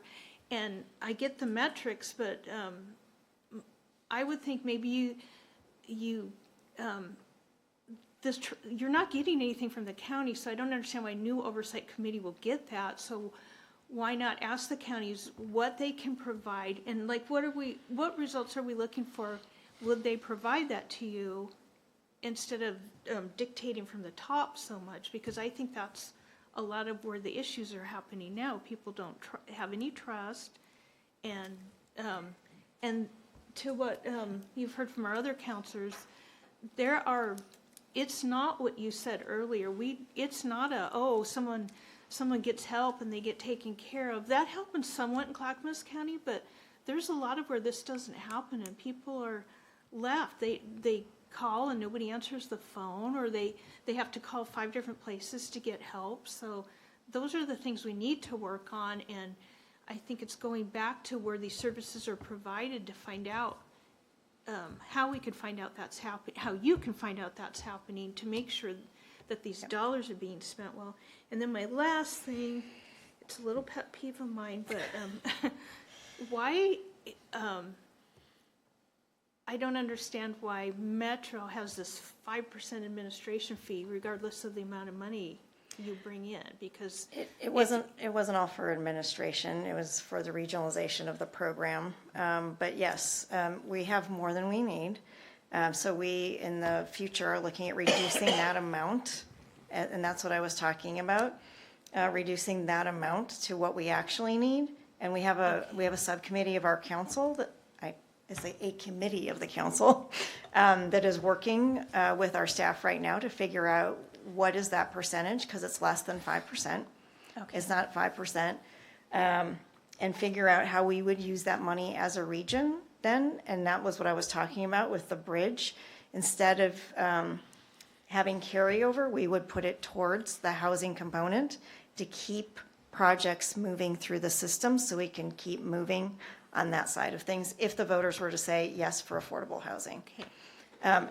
Obviously, if we don't go that direction, we would be looking at how to use that money differently Yeah. as a region, but we, And I really have a problem with the specific allocation at the metro or the oversight level for each county, because or each city, there's so many differences of what's needed. Bear in mind, when it started, as President Peterson said, it was an emergency. And there was no guidebook as to how to do this. And so some things were chosen as like 5% is, it looks good at the time. We don't know if it's really going to be what we need or not. And so that's subject to change. And there's a couple other things. The 3% inflation, we've heard from the counties that they may be 5.4 because cost of services goes up faster than the standard level of inflation. These are things that are debatable. We're trying to do corrections and do nuances that we didn't know at the start. I got you. And we appreciate you coming to listen. And then, and another big thing I just want to hit on, since I've got the microphone here, is just to consider as you go through this process, the cost. We want as much, I'm sure you do too, we want as many dollars as possible to get to the people for the services. So the cost of, this extra, you want the oversight you need, but not so much. And don't make it so onerous for counties and our cities that money's not going to the people that need it. yeah, well, everything we're doing is trying to hear the barriers that have come up to making things flow efficiently and move in a direction to remove those barriers. Okay. With the cities, it's been a very difficult conversation because it started out as the cities wanting, the message to us was cities wanting direct allocation of this money. So we said, let's create a cities program, let's create a cities allocation, because we also heard that the cities needed stability and knowing that that money was going to be coming. And now that conversation has morphed to the cities and counties wanting to have an opportunity by county to figure out what does that relationship look like. And I think that's an important nuance, right? But we wouldn't have been able to get there if we hadn't started asking, what do you need? And what are the barriers? Because cities were not included in the first iteration of this. So again, trying to make the program better with each step forward we take. We don't take any of this lightly. I haven't dedicated the last 9 months of my life to doing this because I just have no interest. Yeah. We all are dedicated, just as all of you are dedicated to getting good and better outcomes as we work on growing a regional program that has never been done in the United States. So patience on all sides. Patience is a virtue striven for by many and achieved by few, as my grandfather used to say. And just to emphasize again, one of the purposes of the ballot measure, whether it's this year or next year, is to increase the flexibility for the counties, sort of what they can do. They have felt constrained by some things, for example, not being able to spend capital monies on certain kinds of things. This program is not intended to transition to be a housing program per se, but it is intended to allow them to do some critical things that they may feel the need to do, such as conversions, such as preservations in some cases, which they have felt constrained in the past. So that's one of the other potentials, is to give them a little bit more flexibility so that they can do more things that they feel are needed. They're the ones who have to balance out, do we have enough services for the houses? Do we have enough houses for the services? Well, okay, And but don't put limitations. I mean, and it's just like you were This saying. is the most flexible money anywhere in the country. Yeah. I get that, but, Yeah. and then like, even with the budgeting on the counties, it's like, everybody kind of make comments about Clackamas County and, but if you can put in these key performance measures. Yeah. And agreed on expectations, then it should be on the counties to budget their money and. That's right. Report to you. That's right. So right. I guess my last thing I'll just say is that I think my suggestion would, you're taking a step and this thing's morphing, but to really look at like, that SHS went through so fast, so what could have been done better and how can we change it so it will operate better? 100%. I'd like to just ask a clarifying question, because I think I know what you meant, but I would like to hear it, please. You said, when we were, Council President Pratt asked about the 5%, you said, and if it doesn't go this way with the ballot moving forward in May, that you would use it for something else. But I think you mean within this scope. Oh, Right? yes, So could yes, you yes, clarify? yes. I Oh, just no. thought for your own self, you might want to clarify that Yeah, as well. no, if affordable housing, construction is not part of the approved uses, because we don't put it to the ballot now or ask for that, then it would still need to be used for populations A and populations B. Thank you. That's what I thought you meant. Thank you.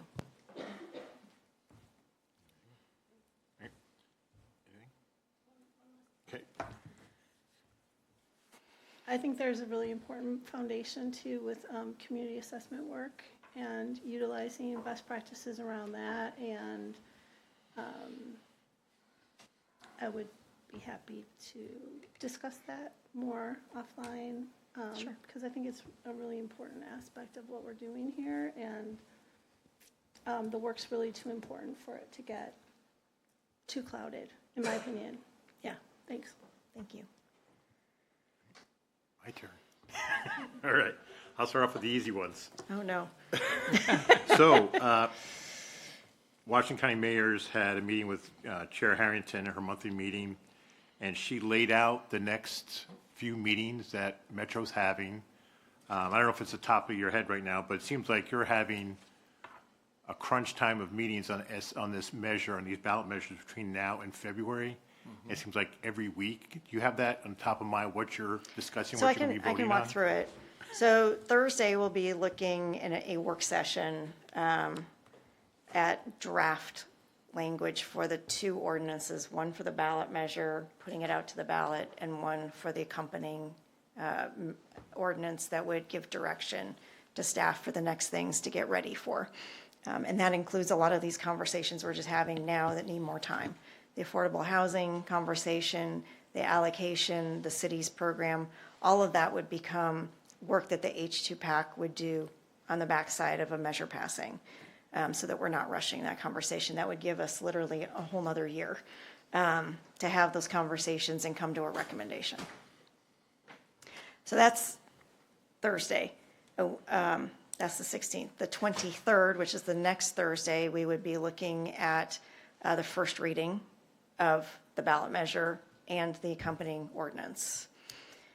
Then we would have the second reading the week after that, and we've already got time on the agenda in case we need a third reading, which would be the first week in February. Okay. In case there are any amendments. All right. I'm expecting amendments. Yeah. All right. So earlier tonight, we had Ms. Williams talk about the potential impacts to Family Promise over in Tigard. So one of our concerns is that community livability will be impacted by reduced funding to organizations such as theirs. What is going to be Metro's answer to when businesses and residents start seeing homelessness appearing again in our region? Well, as we've already pointed out, there's already happening now with the 10% cut that Washington County is going through right now. In terms of they budgeted, again, Metro did not force them to budget to the forecast, but they budgeted to the forecast and the actuals came in less. So that's already happening. And then the question on the table is really, what is the transition and what is that timeline? If this were to pass, when do they want to be, what is their timeline to plan so that that doesn't happen? So we're one of those cities that are in two counties, Say what? I'm We're sorry. one of those cities that are in Yes. 2 counties. Yes. So I'm hearing a lot from both Clackamas County and Washington County of the potential impacts of this change. I'm hearing one story from the counties, which are pretty inconsistent between the 2 counties, saying what the potential impacts are on delivery services versus what Metro says the impact will be of the service delivery with these changes. How do I justify, who should I be listening to? So what, 2 different time periods. First of all, I put out a proposal, and that's what they were reacting to. Because we needed to get something on the table, and I needed to take what I thought was the best mix, get it on the table, and then see what we missed and what wasn't going to work. You got to start somewhere, and we had nothing. We had nothing written down. We had a lot of folks worried about things that we weren't even talking about, and a lot of misinformation.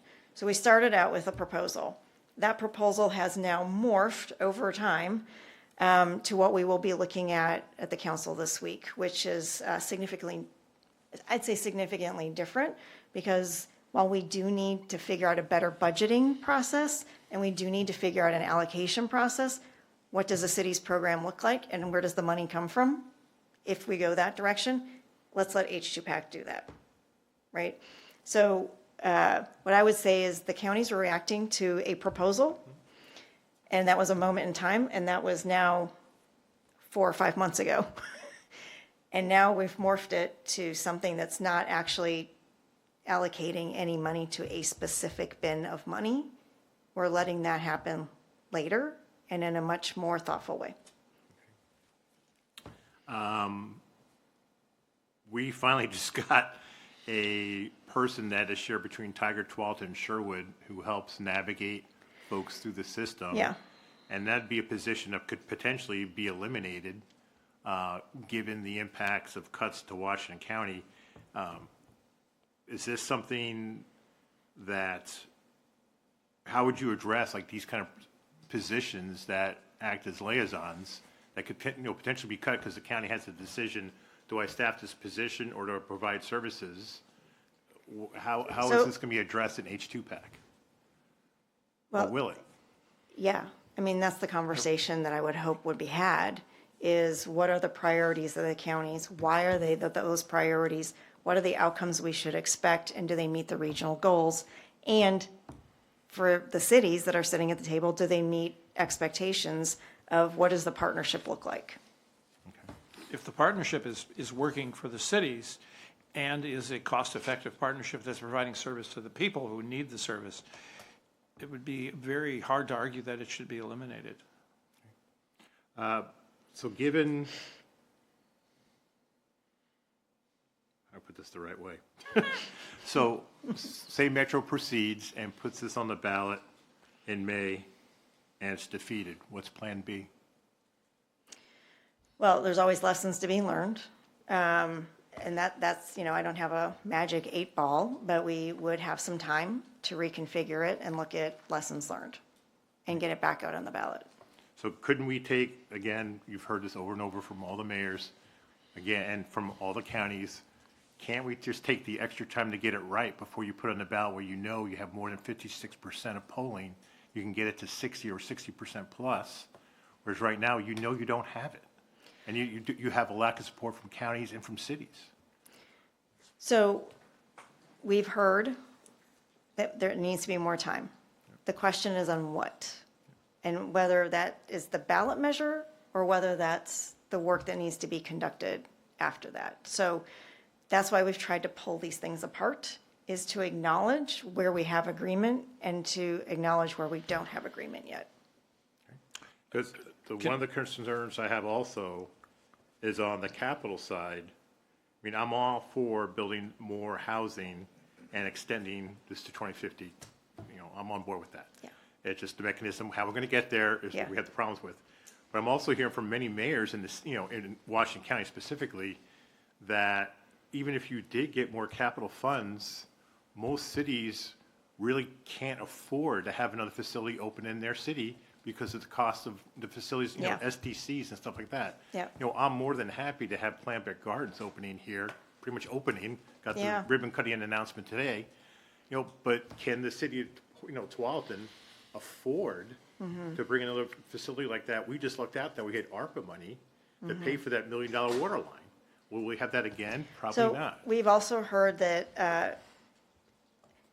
that the cities would like to make sure that SDC waivers could be backfilled. And according to our attorneys, by including just the language to allow for affordable housing, we would be able to use that money for that. So that would be I have this problem saying part and parcel too many times. I hope I haven't done that too much here. It's my Midwest upbringing.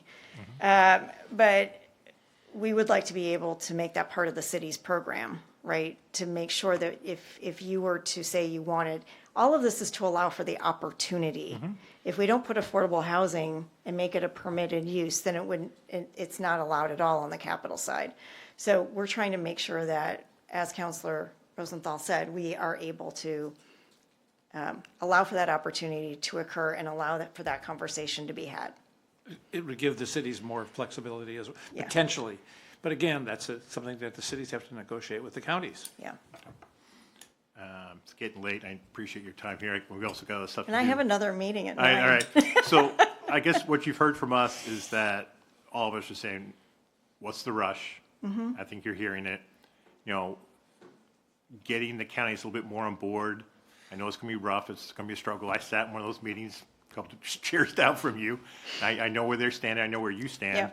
But if this is going to pass and you want the region behind it, to me, you got to have more people who are supportive of it than opposition, and get that trust up. Yep. And that's what I'm hoping happens between now and your next several meetings, that you figure out how you're going to get there, because right now, a lot of us are on the fence and would be leaning towards not supporting it in May because of all the issues we're hearing from counties and from Family Promise, all these agencies that are telling us this isn't going to work for us.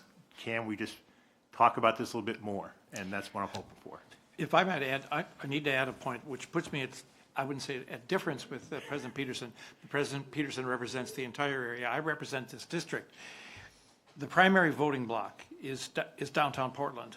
I don't have my finger on the pulse of downtown Portland. They're the ones where a lot of the surveys or the polls will take. I will trust to President Peterson's judgment when it comes to this overall issue. My preference is to listen to the cities and your voice and the county, and your voice is fairly consistent on the question of when. But again, like I said, it's a political decision as much as a practical decision. And so if everybody says, hey, everybody in Portland's going to vote for it and it's going to pass, well, maybe that's enough. May I just end with an observation on timing? This program is already maxed out. It's not going to grow. We've maxed it out. And we are certainly not able to accommodate another 5,000 people who have fallen into homelessness after COVID hit. When we passed this program, it was sized for 5,000 point-in-time count of people on the street. We're at 10,000. If we don't get more efficient and we don't have more housing, we can't actually achieve the goal. The longer we wait, the worse the situation is going to get. We are already seeing, and that's what you're alluding to, we're losing trust with the public, and we will continue to lose trust with the public if we don't act as quickly as we can. So while we need to work at the speed of trust, we also have an eroding base of support for this program. And we can't bring that back, and we can't get trust with the voters if we don't have the tools necessary to do it. So this is what we're balancing. I will, ask for your support and patience as we go through this. I will also ask you to take a leap of faith at some point, because I will not be able to give you 100% of the answers. I will not be able to give you 100% of everything that everybody needs. But if we can take a step forward, we can save this program, get a lot of good done and possibly get even more done. There's a difference of $5 billion plus on the table in this decision. There is also a lot of hurt that will come if we don't continue to move forward. So thank you. A lot of good input tonight. We will take that back. And we have certainly heard similar comments from other cities. But there's also a lot of pressure from a lot of different sides to get going and get moving and get rid of some of these barriers that providers and the counties are facing right now. So thank you. Much appreciated. Thank you, Mayor. Tonight. Thank you for the time. Yep, thank you. And the questions.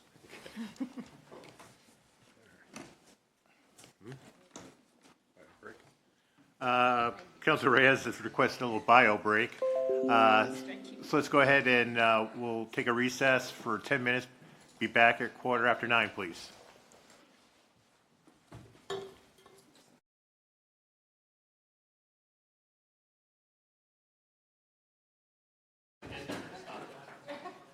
All right, well, welcome back. The recess, we'll call you everyone back in from recess.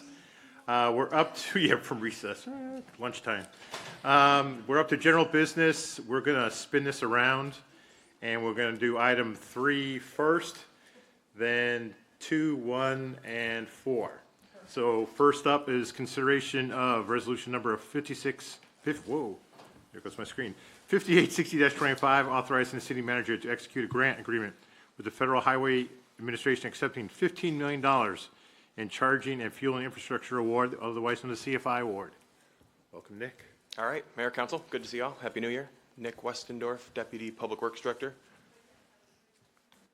And we are here this evening for your consideration for the resolution, as the mayor said, to receive our $15 million grant award for the charging and fueling infrastructure project that we were awarded from the Federal Highways. Folks, okay. Brief reminder, in case you all do not recall, seemed important to talk about what this is. We received these funds to install up to 1,000 charging ports across the Northern Valley in Tualatin and 16 of our neighboring communities. Excuse me, I won't read you the list.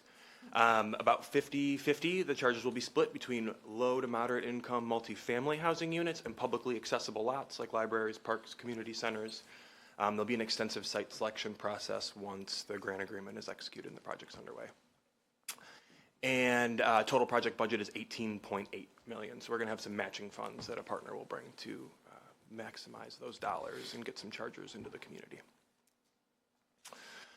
Some next steps on the project after this evening, assuming you all vote in favor of this resolution. We are working with the Federal Highway folks, our partners at ODOT, Metro, and the Salem-Keizer planning area to get all of our prerequisites for the execution of the grant in line. So last Thursday, Metro approved addition of our project to their transportation plan. This afternoon, Salem-Keizer approved this to their transportation plan. ODOT has approved it to the STIP. It's now with the Federal Highway folks to review. I was in correspondence with them yesterday. Our draft agreement was forwarded on to HQ. So everything is moving with the ultimate goal of getting this signed as soon as possible, understanding that changes could be upcoming. So having you all grant our city manager the authority to sign that means as soon as we get it back from Federal Highway, we can route that for signature and get it fully executed to secure those funds. And then just ancillary to that, we are also in the middle of a recruitment for our project manager. Rachel Sykes, our director, and I will have interviews later this week with our potential candidates. So once the funding is secured, we'll have somebody to shepherd this project through and anticipate the funds will be spent down within 5 years. That's all I got. If you have questions, I'm happy to field them. Otherwise, there's a reminder of your resolution in action. Any questions for Nick? Please. We got 6 days to get this done. I'll do my best. I'm going to be really quick. I just want to know who examples on the EV charging partner match, who would be potential partners? Like a charge point, potentially, one of the bigger Okay. vendors. But we'll see who, we're going to do a competitive recruitment process. Okay. So we'll put out an RFP, put in some of the outcomes we're hoping to see, and then see who comes to the table. So just to speed it along, I'm all in favor of this. Okay. Any other questions? About a motion? Yep. I'll make a motion to, what do we do, adopt? Yep. adopt resolution 5860, oh, I'm sorry, consideration, am I? It's this one, 586025. To adopt 586025. Second. I have a motion and a second to adopt resolution 5860-25. Any discussions on those motions? This is a roll call vote, so I'll start on my left with Councilor Gonzalez. Aye. Councilor Brooks. Aye. Councilor Sacco. Aye. Councilor Hillier. Aye. Councilor Reyes. Yes. Councilperson Pratt. Aye. Chair votes yes, also very enthusiastically. So I'm done. Thank you all. I appreciate All it. right. That was an easy one. Good. All right. All right. So we'll go into item number 2, consideration of resolution number 5858-25, adopting the City of Tualatin's 2025 federal legislative agenda. Hello, Mayor, members of the City Council. I'm Megan George, Deputy City Manager. I was here last in December to talk to you about our federal legislative agenda, and it is before you again this evening for adoption. There have been no changes made to the draft agenda that was presented in December based on the Council's feedback. As you will recall, it includes 5 different items, the first being funding for a project at 65th, Borland, and Saggart to make transportation improvements to the area that's currently being studied.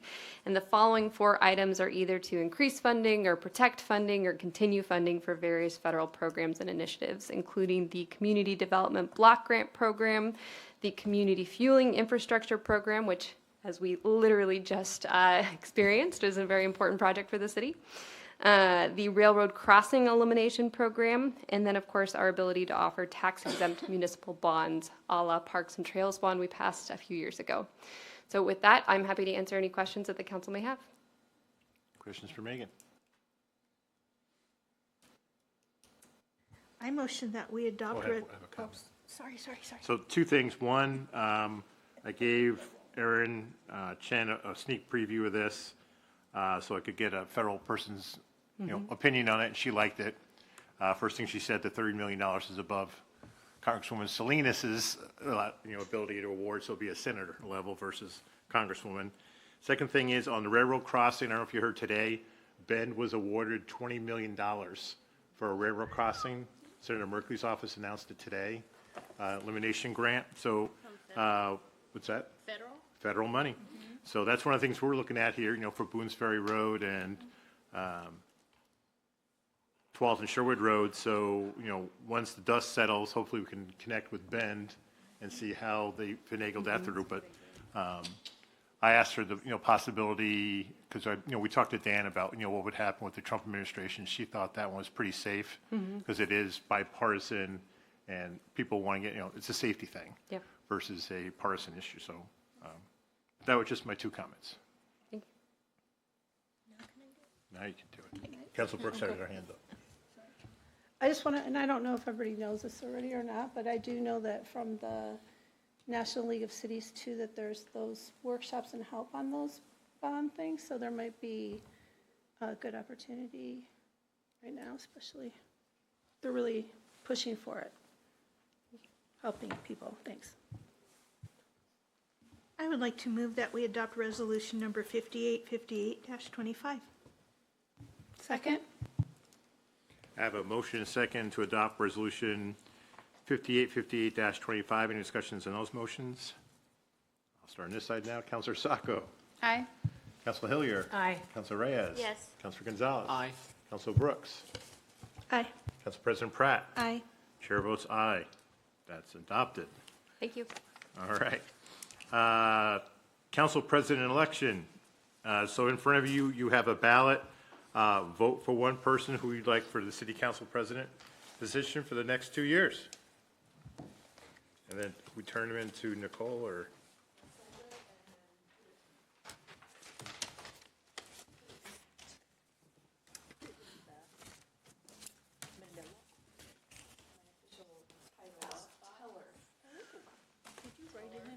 Yes. I didn't catch my name. Mickey Mouse. Mickey Mouse, yeah. Mimi, Kirby. By the way, it had a date of January 9th, 2023, just so you know. The ballot. It had a date for January 9th, 2023. So 2 years old. We're going back in time. All right. Valerie Pratt. Valerie Pratt. That's 3 votes for Valerie Pratt. Valerie Pratt, 4 votes for Valerie Pratt. Valerie Pratt. Valerie Pratt. The next person elected, vote for 1, Octavio Gonzalez. So the next person elected as our council president is Valerie Pratt.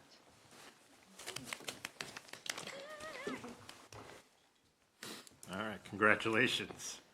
That brings us to item number 4 under general business, consideration of recommendations from the council committee on advisory appointments. Yes, hi everyone. So we met last December, and we, like always, we have great candidates that come to us and express interest in joining one of the committees, so they can be advisors to the council. So I'd just like to explain a little bit of what we do, because it is really cool that we're not alone just making decisions, that we are hearing from our community, and there are people that are interested in speaking on behalf of other residents within Tualatin. So I really, like always, the best people, and I'm always honored and sad that I can't appoint everybody, but we try our best. And between Councilor Pratt, Councilor Sacco, and I, we have selected some individuals that we're going to highlight today. For the Library Advisory Committee, we're recommending Deanne Welker. And for the Core Area Parking District Committee, Heidi Kindle. And then we have 2 for the IDEA Advisory Committee. We have Evelyn Hooper and Kelsey Ashen-Brenner. So I would like to make a motion. Is that how I do it? Make a motion to appoint these individuals to the council committees on advisory. Second. I have a motion and a second to accept the recommendations from the council committee on advisory appointments for those 4 folks. Any discussions on the motions? It's just a voice vote, right? All those in favor say aye. Aye. Aye. Opposed? Abstentions? It's unanimous. All right, so that brings us to items removed from the consent agenda. We have 2 items that Councilor Gonzalez asked to have removed. First one we'll discuss is item number 3, consideration of resolution number 5826-25, authorizing the city manager to execute a management and operations agreement with Willowbrook Arts Camp for Browns Ferry Center. So I want to first claw back both of those withdrawals from the agenda. I got some clarity. I didn't have an opportunity to meet with Sherilyn on Friday, which would have saved this time, so I apologize for that. So we can just move forward and vote on. Okay. Thank you. So how do we do this one then? Do I motion that we adopt the last 2? Thank you, Mayor. Since they were removed from the consent calendar, there needs to be a separate vote on each. Okay. That not necessarily be a staff report, a full staff report, but So we can just do a voice vote on each. Voice vote. It is not on general business. It is on a separate agenda item. Well, I'll start with a motion to adopt resolution number 5826-25. Second. I have a motion and multiple seconds for adoption of resolution 5826-25. Any discussion on those motions? All in favor say aye. Aye. Opposed? Abstentions? It's unanimous. I'd like to move for adoption of resolution number 5859-25. Second. I have a motion and a second for adoption of resolution 5859-25. Any discussions on those motions? All those in favor say aye. Aye. Opposed? Abstentions? It's unanimous.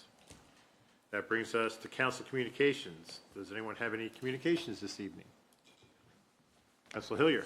Thank you. Very quickly, I just wanted to let you know that I've continued to stay in communication with our partners at TVFNR, and they're very proud to send service people down to California, and I did tell them on behalf of all of us, so I apologize to retroactively be asking you for permission, but that we wish them well if there's anything that they need from us, and that we would be thinking of them and other first responders that are down there, including animal welfare people and things. And they appreciated that and said they look forward to seeing us soon.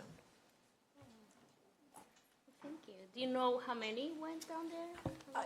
You know, I don't know off the top of my head. I'm sorry. I can find out and put it in an email if people would like. They told me, and I apologize. I don't remember off the top of my head, but pretty wonderful. I know there are a lot of service people from Canada to Mexico, and so, you know, there are a lot of people, and just our local people are also there, and I think it's just worth thinking about them. Thank you. Other communications? I just have one quick one. It's official, I think I mentioned it before. Speaking of Clackamas County, when it comes to supportive housing, the Tualatin Food Pantry has been given notice that they were granted $250,000 from Clackamas County to install HVAC system and to install brand-new walk-in fridge and freezer.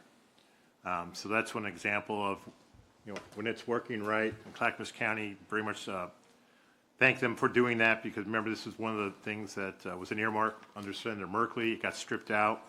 I reached out to Clackamas County, and they were more than happy, because we were the one city in Clackamas County that didn't ask for money, because we thought we had it, but they made it happen, and it's been approved. So now they're just going through the paperwork and getting bids. Anything else? I just want to give you kudos for supporting that and advocating for it so successfully, Mayor. It My was pleasure. clearly your passion and oomph. Anything else? All right, I'll go ahead and close the meeting. Have a terrific evening. Have a good night.